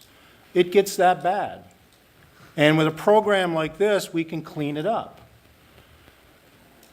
Mr. Weber had his representative speak, and Mr. Weber has some fantastic buildings. Like Councilor Ugolini said, I think if I was him, I would applaud this. I would want the gold seal on my front window saying that I've got a quality building. And for the cost it's going to be put on him, I don't think it's a big issue. I think it'll actually drive his vacancy up. But I do have a question, and it's going back to these bigger units, and it was brought up. How are these going to be built? So a question is, if you have 8 bedrooms and 8 bathrooms, are you billed 8 times? Or is it one fee for the building? Through you, Mr. Mayor, the program is designed to license a residential unit. It does not take into consideration the number of bedrooms or bathrooms. That's specifically being dealt with through our comprehensive zoning bylaw update as a land use issue. Good. That's what I thought, and that's why I wanted clarification. So the $500 biannual fee to start is the same whether you rent to 8 people or you rent to 2 people or 1 person, correct? That is correct. Okay. My last question here, and again, we don't want this to go on the levy at all. We want this to be self-sustaining. It's going to cost $155,000 roughly a year to run this program. Staff is confident we will bring in that much revenue to cover it. Through you, Mr. Mayor, yes, we are confident. Good. And item number 7, there's a licensing program will be monitored to evaluate its effectiveness and sufficiency. So will council expect reports on progress and how it's going? Through you, Mr. Mayor, if that's what council wishes, then we can put together reports. Okay. And if for some reason the program doesn't pay for itself, do we have a contingency plan? Through you, Mr. Mayor, we're not counting on it not paying for itself due to the number of rental accommodations that we're anticipating. I like your confidence. Thank you. Councillor Pion. Thank you. Through you, Mr. Mayor. As the 2 previous councillors said, this has been a long time coming, many, many years. It's not at all a reflex response to any particular event, and I'll be supporting it. I do have a question specific to one of the things that was mentioned on there and is given in more detail in the report. In the list of things that this does and does not do, one of the things that was mentioned that it does not do is limit the number of bedrooms. And the reason given was that it would be illegal to do so. I need clarification, perhaps because I misunderstood. Somebody earlier brought up the Oshawa bylaw. I did look at the Oshawa bylaw. I looked at the North Bay bylaw.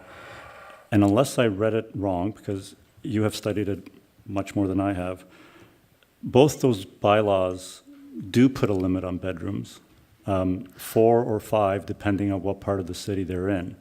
They also put down a provision that it can't be more than 40% of the floor space can be bedrooms. So there are 2 municipalities that seem to have put a limit on bedrooms. Did I misread their bylaws, or? Through you, Mr. Mayor, I don't believe I said that they were illegal. No, and I know you didn't. In the document, though, it says this will not limit bedrooms, number of bedrooms, because it's illegal. It says that in the document.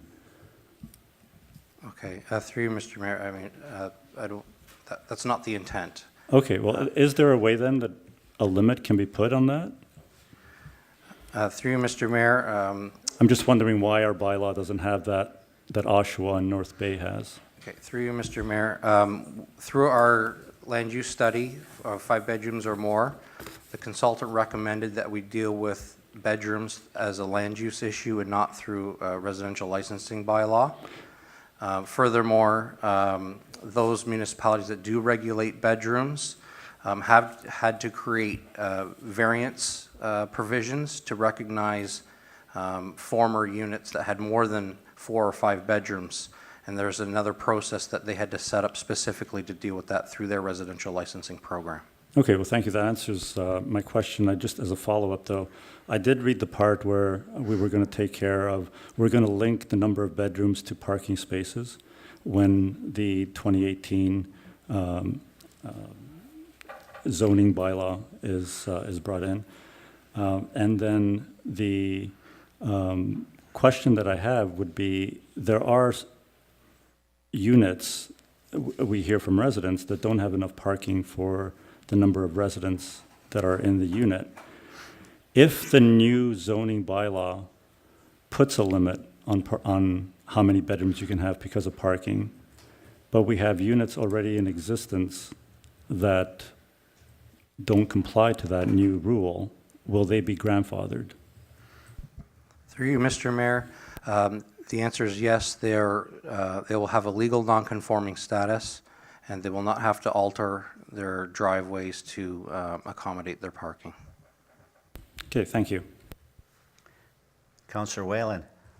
Thank you, Mr. Mayor. Eldon, I wonder if you could explain to us, the landlords that are with us tonight should be applauded for being here and the concern they're showing. It's the non-resident landlords, the vacancy landlords, the slumlords. How are we going to dig them out? Any ideas how we're going to approach them? We're going to start knocking on doors to find out who these people are? Through you, Mr. Mayor, we'll have to develop a strategy to deal with people who, for non-compliance. There are methods that I'm aware of that I've learned from a recent conference, such as viewing websites. There's a lot of advertisement on the web, and rental accommodations can be searched for. That's one method. Other methods we'll discuss in-house and try to employ those. That's appreciated, because those are the ones we want to dig out, the ones that aren't on the scene, and ones that, most of the problem is the roads income. And one question to our CFO, just some clarification again. The $69,082, that's spent to date, is it not? Through you, Mr. Mayor, I believe it's a combination of items. Some is foregone revenue, and some is actual expenditures, such as the hiring of the bylaw officer and the purchase of the vehicle. So it's a combination of two things. So it's everything we've spent in 2017 to date, or will be spent in 2017? Through you, Mr. Mayor, again, I don't have the breakdown in terms of what's foregone revenue and what is the actual expenditures. Okay, maybe give us a report on what is an actual overrun for 2017, because there'd be a good portion. The actual overrun is $69,862. That's the actual overrun, because when we prepared the 2017 budget, we assumed that the program would be in place, and I believe the net revenue was to be $37,500. So that is the actual overrun. And again, it's a combination of foregone revenue and actual expenditures. So what I said prior, it is 100% overrun for 2017. It's 100% overrun. So the wording needs to be changed because there's no generation of income. Thank you. Are there any other speakers? Councillor Sharon? Just a quick question. This bylaw will absolutely make it necessary for us to have a list of people who actually own the rental units that we're dealing with. Is that correct? Through you, Mr. Mayor, that's right. We're going to create a register of addresses that have licensed properties. And contact people, if not necessarily the owner, but a contact person for that particular unit. Through you, Mr. Mayor, no, not a contact because of freedom of information requirements. It's listed as a licensed address. So if indeed you wanted to enforce or have something changed because there's been an inspection, we would have a way of contacting someone to have that happen. Understand what I mean? One of the concerns I have, and the only reason I asked the question of one of our presenters was that, how do you make a great landlord? And one of the things in my mind is that you know who that landlord is, and that landlord is directly involved with the unit. When this is passed, if this is passed, the reality will be that we will know, be able to contact someone if there is concern about safety in that unit. Through you, Mr. Mayor, the residential licensing program and its application and inspection process allows us to deal directly with the owner. So if there is an issue, we get to deal with them directly on that. Well, no, that's about it. So, I mean, we will know who, by the issuance of a license, we'll know who has satisfied all the requirements of the bylaw. Okay, thank you. Go ahead, Councillor Whalen. Wait, Mr. Mayor, just one more question to Eldon. Eldon, so you mentioned that the address would be certified after the licensing is granted. That's correct? Not the person's name? That is correct. So will this be public information? I know for a fact if my son or daughter was coming to Brock University, let's say, I'd want them safe. I think Councillor Longo mentioned before about somebody living in a furnace room. Will this be public knowledge for the schools to advertise who the compliant landlords are? Through you, Mr. Mayor, I'm not aware of advertising, but we would be providing a register to Brock University. So it will be public information if they, like the good landlords that are certified, that are up to par, will be given kudos for that reason. That is correct. Thank you. Councillor Longo. I don't want to speak for Brock University, but during town and gown meetings when this was brought up, they had mentioned that they had our full support on having a residential licensing program that they could be part of and hopefully share. Thank you. Are there any other speakers? Okay, I'm going to call a question. Yes, you can. Recorded vote. Madam Clerk?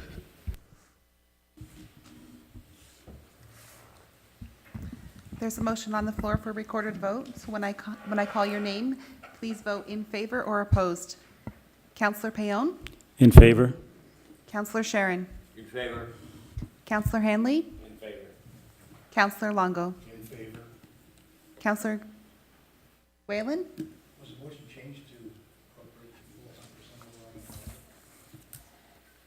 100% There is no need to amend the motion because the full amount for 2017 is included in the recommendation. But it said they were going to derive income from fees generated, which there won't be any. Through you, Mr. Mayor, I believe their intent was that for future fees, there would be an obligation to repay the overrun. That's fine. In favor in that case. Councillor Neal? In favor. Councillor Ugolini? In favor? Mayor Luciani? Yes. That's unanimous. Okay. Okay, we'll move on in our, we'll move back to the operations section, DOR 2017-17, Jenkins Show Production Home Show. And Mr. Stanjanovic, I'll get it right. I'll get it right. Through you, Mr. Mayor. George, just hang on a minute, okay, until the gallery's empty. John Novich. Took me a time to get. I know. A second. Did we take a 5-minute break now? Might as well. I'm going to call for a 5-minute break.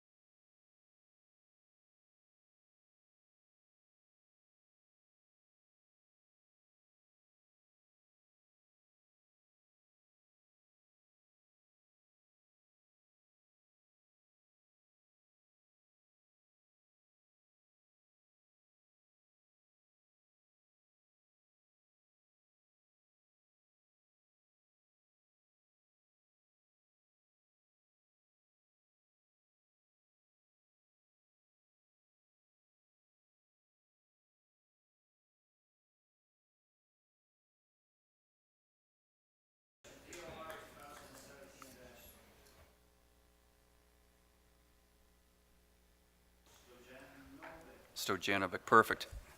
Perfect. Through you, Mr. Mayor, is recommend, one, that council approves the use of the Thorold arenas for the 2018 Niagara Lifestyle Home Show, subject to the event organizers satisfying all of the requirements as outlined by the special events manual. Number two, that council determines a reduced building rental fee for show setup on Thursday, April 12th. And number three, that the organizers be required to pay all staff overtime costs. This so concludes the report.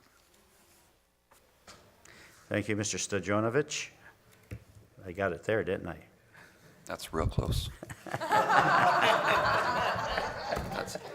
We're 90% there. Can I get a mover for the report? Move the report, Mr. Mayor. Speakers to the report. Seeing none, I'll call a question. All those in favor? Opposed? That's carried.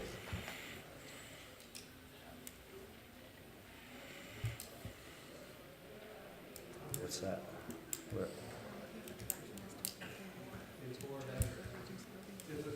Okay, on that last one, that council determines the reduced building rental fee for show setup on Thursday, April 12th, and that the organizer be required to pay all staff overtime costs also. So why are we determining the cost when it's staff job to determine cost? Through you, Mr. Mayor, my understanding is that council has chosen in the past to have an option in terms of providing a discount to the fees because the structure is already in place. So staff need council direction on that. As a suggestion, there have been other instances in the past where the fee has been waived when there's a setup involved. This is a fairly large new home show that's starting up here. So they need the day to set up, and they're going to have a few days worth of the home show. And then if all goes well, they're going to come back in the fall for another home show. So we'd certainly like to see that, and the revenues come through in the fall for that. So if council would entertain it, waiving the rental fee for the setup day would not be something that hasn't been done in the past for other events. Go ahead, Councillor Giglini. Through you, Mr. Mayor. My only question is that if we waive the fees for during the day, but if there's overtime involved, this says they're going to pay the overtime cost just for the straight hour times, like from 8 to 4 type of thing? Through you, Mr. Mayor, that's correct. So they would pay any overtime costs over and above our regular hours worked. Okay. Councillor Longo. Thank you, Mr. Mayor. Through you to George. Is this going to be an annual event? Is that what they're asking for here? Through you, Mr. Mayor, they are looking to start an annual event in the city of Thorold. So, yes, the organization has been at this for over 30 years, and they've run over 640 different home shows in different hockey arenas across the province. So we're really excited for them to set up shop and hopefully have a very successful show. Okay, so it talked about a conflict with the junior Bs here, possibly. How would we address that? The ice annually is out April 1st. So that in and of itself would be something that would be having to be thought through as the junior B team. If they were to be Sutherland Cup contenders, that would be pushed off into April. As it stands right now, the report has identified that if the junior B team was successful, they would have to look for a different venue.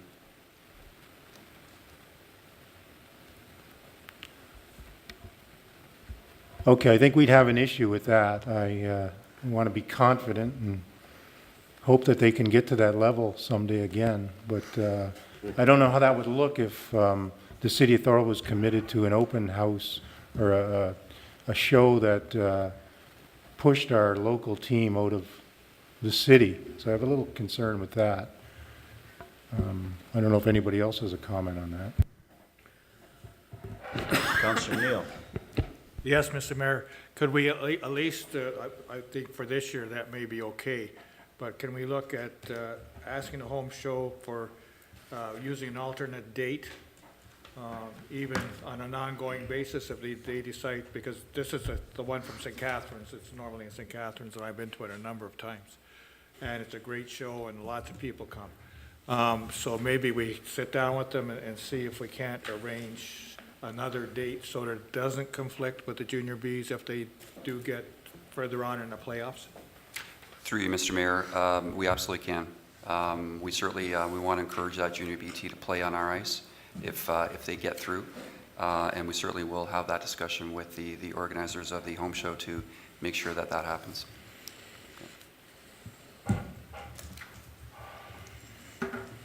Councillor Ugolini? I just want to make a comment that it's good that we've done this work in the arena, and now people are looking at coming and using our facility.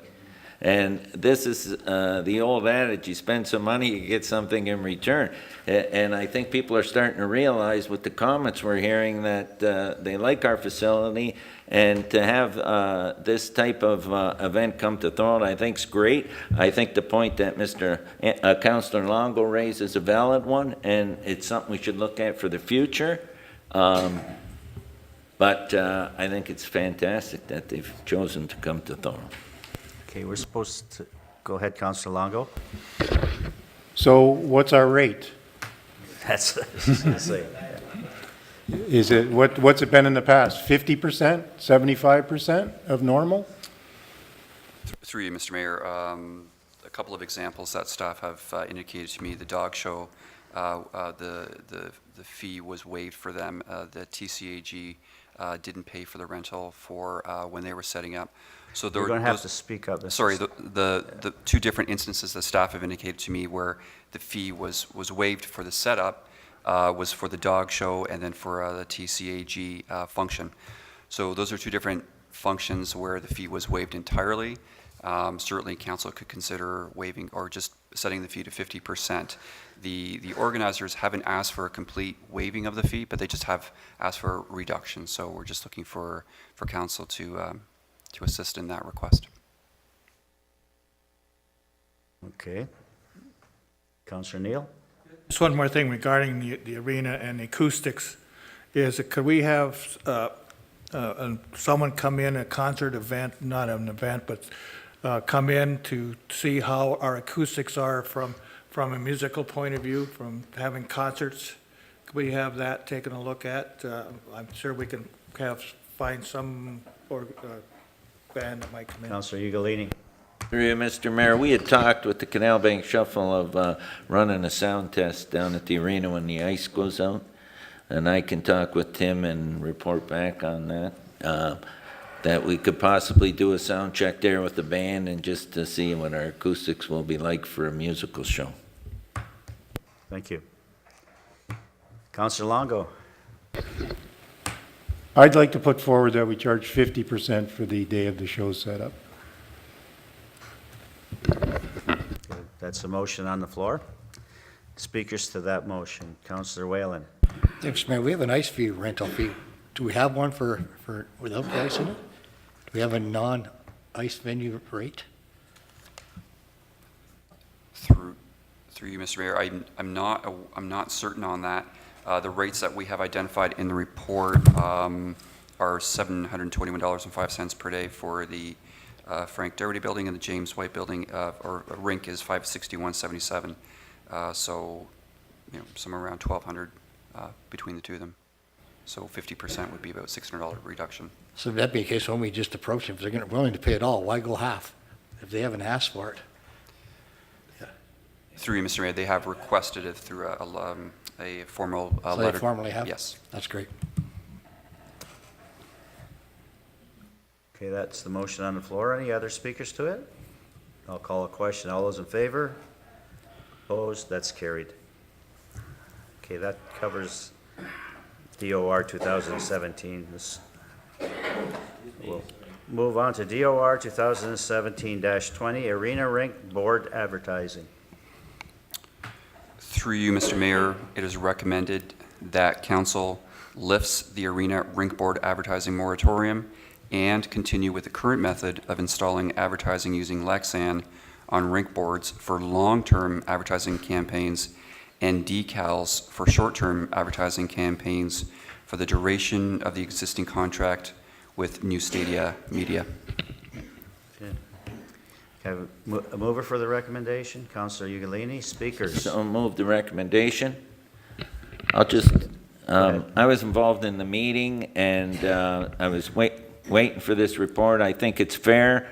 I would have liked to see no Lexan, but in the reality of what goes on in smaller communities, this makes sense, and the decals for shorter term advertising. But what I really like is we addressed some of the maintenance issues, and they're laid out there, and some recommendations on what we should do moving forward as far as cleaning when the ice comes out. So it's a report I can live with, so I'll be supporting it. Councillor Whalen. Thank you, Mr. Mayor. On the plus side, if you haven't had a chance to look at it yet, look at it, because they look fantastic. Not like it used to be. They're not full of mold and mildew. So they've done a top-notch job. I appreciate it. It would have been nice to put decals on like they do at the ACC, but we're a small venue. So for them to make money and us to make money, it's a great, and it looks fantastic. So it's a plus either way. Councillor Sharon. I have just a quick question. What is a short term in this particular case? How long? Through you, Mr. Mayor, a short-term contract is what we're considering essentially a 3 to 4 month type contract. So in that case, the decal would go on and wouldn't get too scuffed up during that 3 or 4 month period. And so once the 3 or 4 month campaign is done, they would simply remove it. Okay, thank you. Any other speakers? I'll call a question on the report. All those in favor? Opposed? That's carried. We're into the clerk section. No, Hansler. Yeah. Okay, we're into Development and Engineering Services, DES 2017-82. Hansler Heights approval of subdivision agreement and removal of holdings. Mr. Darbyson, you're a busy guy today. All right. The recommendations of the report are as follows: that the Hansler Heights subdivision agreement be approved, that the bylaw to enact the execution of the subdivision agreement be forwarded to a special council meeting this evening for approval, that the removal of the holding H symbol from the residential third density R3H-12 zone and the residential third density R3H-13 zone be supported, that a bylaw to remove the holding H symbol be forwarded to the special council meeting this evening for approval, and that the mayor and clerk be authorized and directed to execute the Hansler Heights plan of subdivision agreement. And that concludes the report. Thank you, Mr. Darbyson. Can I get a mover for the report? Councillor Hanley. So move the report, Mr. Mayor. Speakers to the report. Seeing none, I'll call a question. All those in favor? Opposed? That's carried.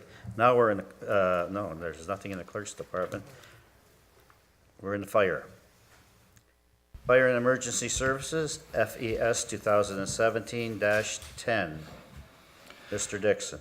Through you, Mr. Mayor, that council approve the reallocation of $6,800 within the fire chief's capital account from the SCBA fill station to a telecrib struts. Yep. Can I get a mover for the report? Councillor Ugolini. Speakers. Councillor Whalen. Thank you, Mr. Mayor. Can I ask what this equipment is? It's part of the extrication equipment that we just invested in, about $50,000 worth of hydraulics. The telecrib struts is something that we use for stabilizing vehicles when they're either on their side or maybe in a ditch for paramedics or firefighters to enter the vehicle to help the patient in the vehicle. It's something that we've been long overdue to get. We've always in the past had to use wooden blocks, and of course they don't pass NFPA standards in today's world. So. Any other speakers? I'll call a question. All those in favor? Opposed? That's carried. FES 2017-11, budget overrun on capital expenditure, bunker gear. Through you, Mr. Mayor, the council approve a budget overrun of $16,827.51 to be funded with $5,693 from the encumbrance reserve and $11,135.51 as a general budget overrun. Number 2, that council approve an additional general over budget run of approximately $13,500, not including tax, to cover the cost of 9 cents of bunker gear due to expire at the end of 2017. Thank you, Mr. Dixon. Can I get a mover for the report? Counselor Sharon. Are there any speakers? Just a quick Go ahead, thing. Counselor Neal. Mr. Mayor, of course, here's some more overruns that we didn't anticipate, and I know Terry's catching up. But in next year's budget, can we make sure that most of these overruns are not becoming overruns, that they're all part of the budget? Thank you. I'll call the question. All those in favor? Opposed? That's carried. FES 2017-12, St. Catharines Fire Dispatch Agreement. Mr. Dixon. Recommendation that council authorize the mayor and the clerk to enter into an agreement with the city of St. Catharines for dispatch services for a term of 5 years, commencing on January 1st, 2018, and expiring December 31st, 2022. Second part is that council approve the following annual dispatch costs for St. Catharines Fire Dispatch. 2018 will be $79,472. 2019 would be $81,856. 2020 would be $84,312. 2021 would be $86,841. And 2022 would be $89,446. That concludes the report. Thank you, Mr. Dixon. Can I get a mover for the report? Counselor Sharon. Speakers. Counselor Whalen. Thank you, Mr. Mayor. Can we, is it easy for you to tell what we're paying now, or do you have that information handy? Don't have it off the top of my head. It's around $77,000. So not much. What's happening here is a 3% increase. Okay, I trust this will be in the 2018 budget. That's correct. Thank you. Any other speakers? Then I will call the question. All those in favor? Opposed? That's carried. I guess that concludes General Committee. I'll move into Special Council.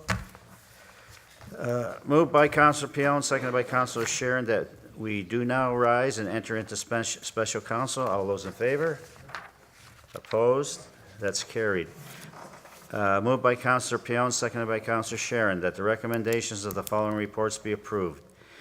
DF 2017-24, DOR 2017-17, DES 2017-74, 82, FES 2017-10, 11, and 12. All those in favor?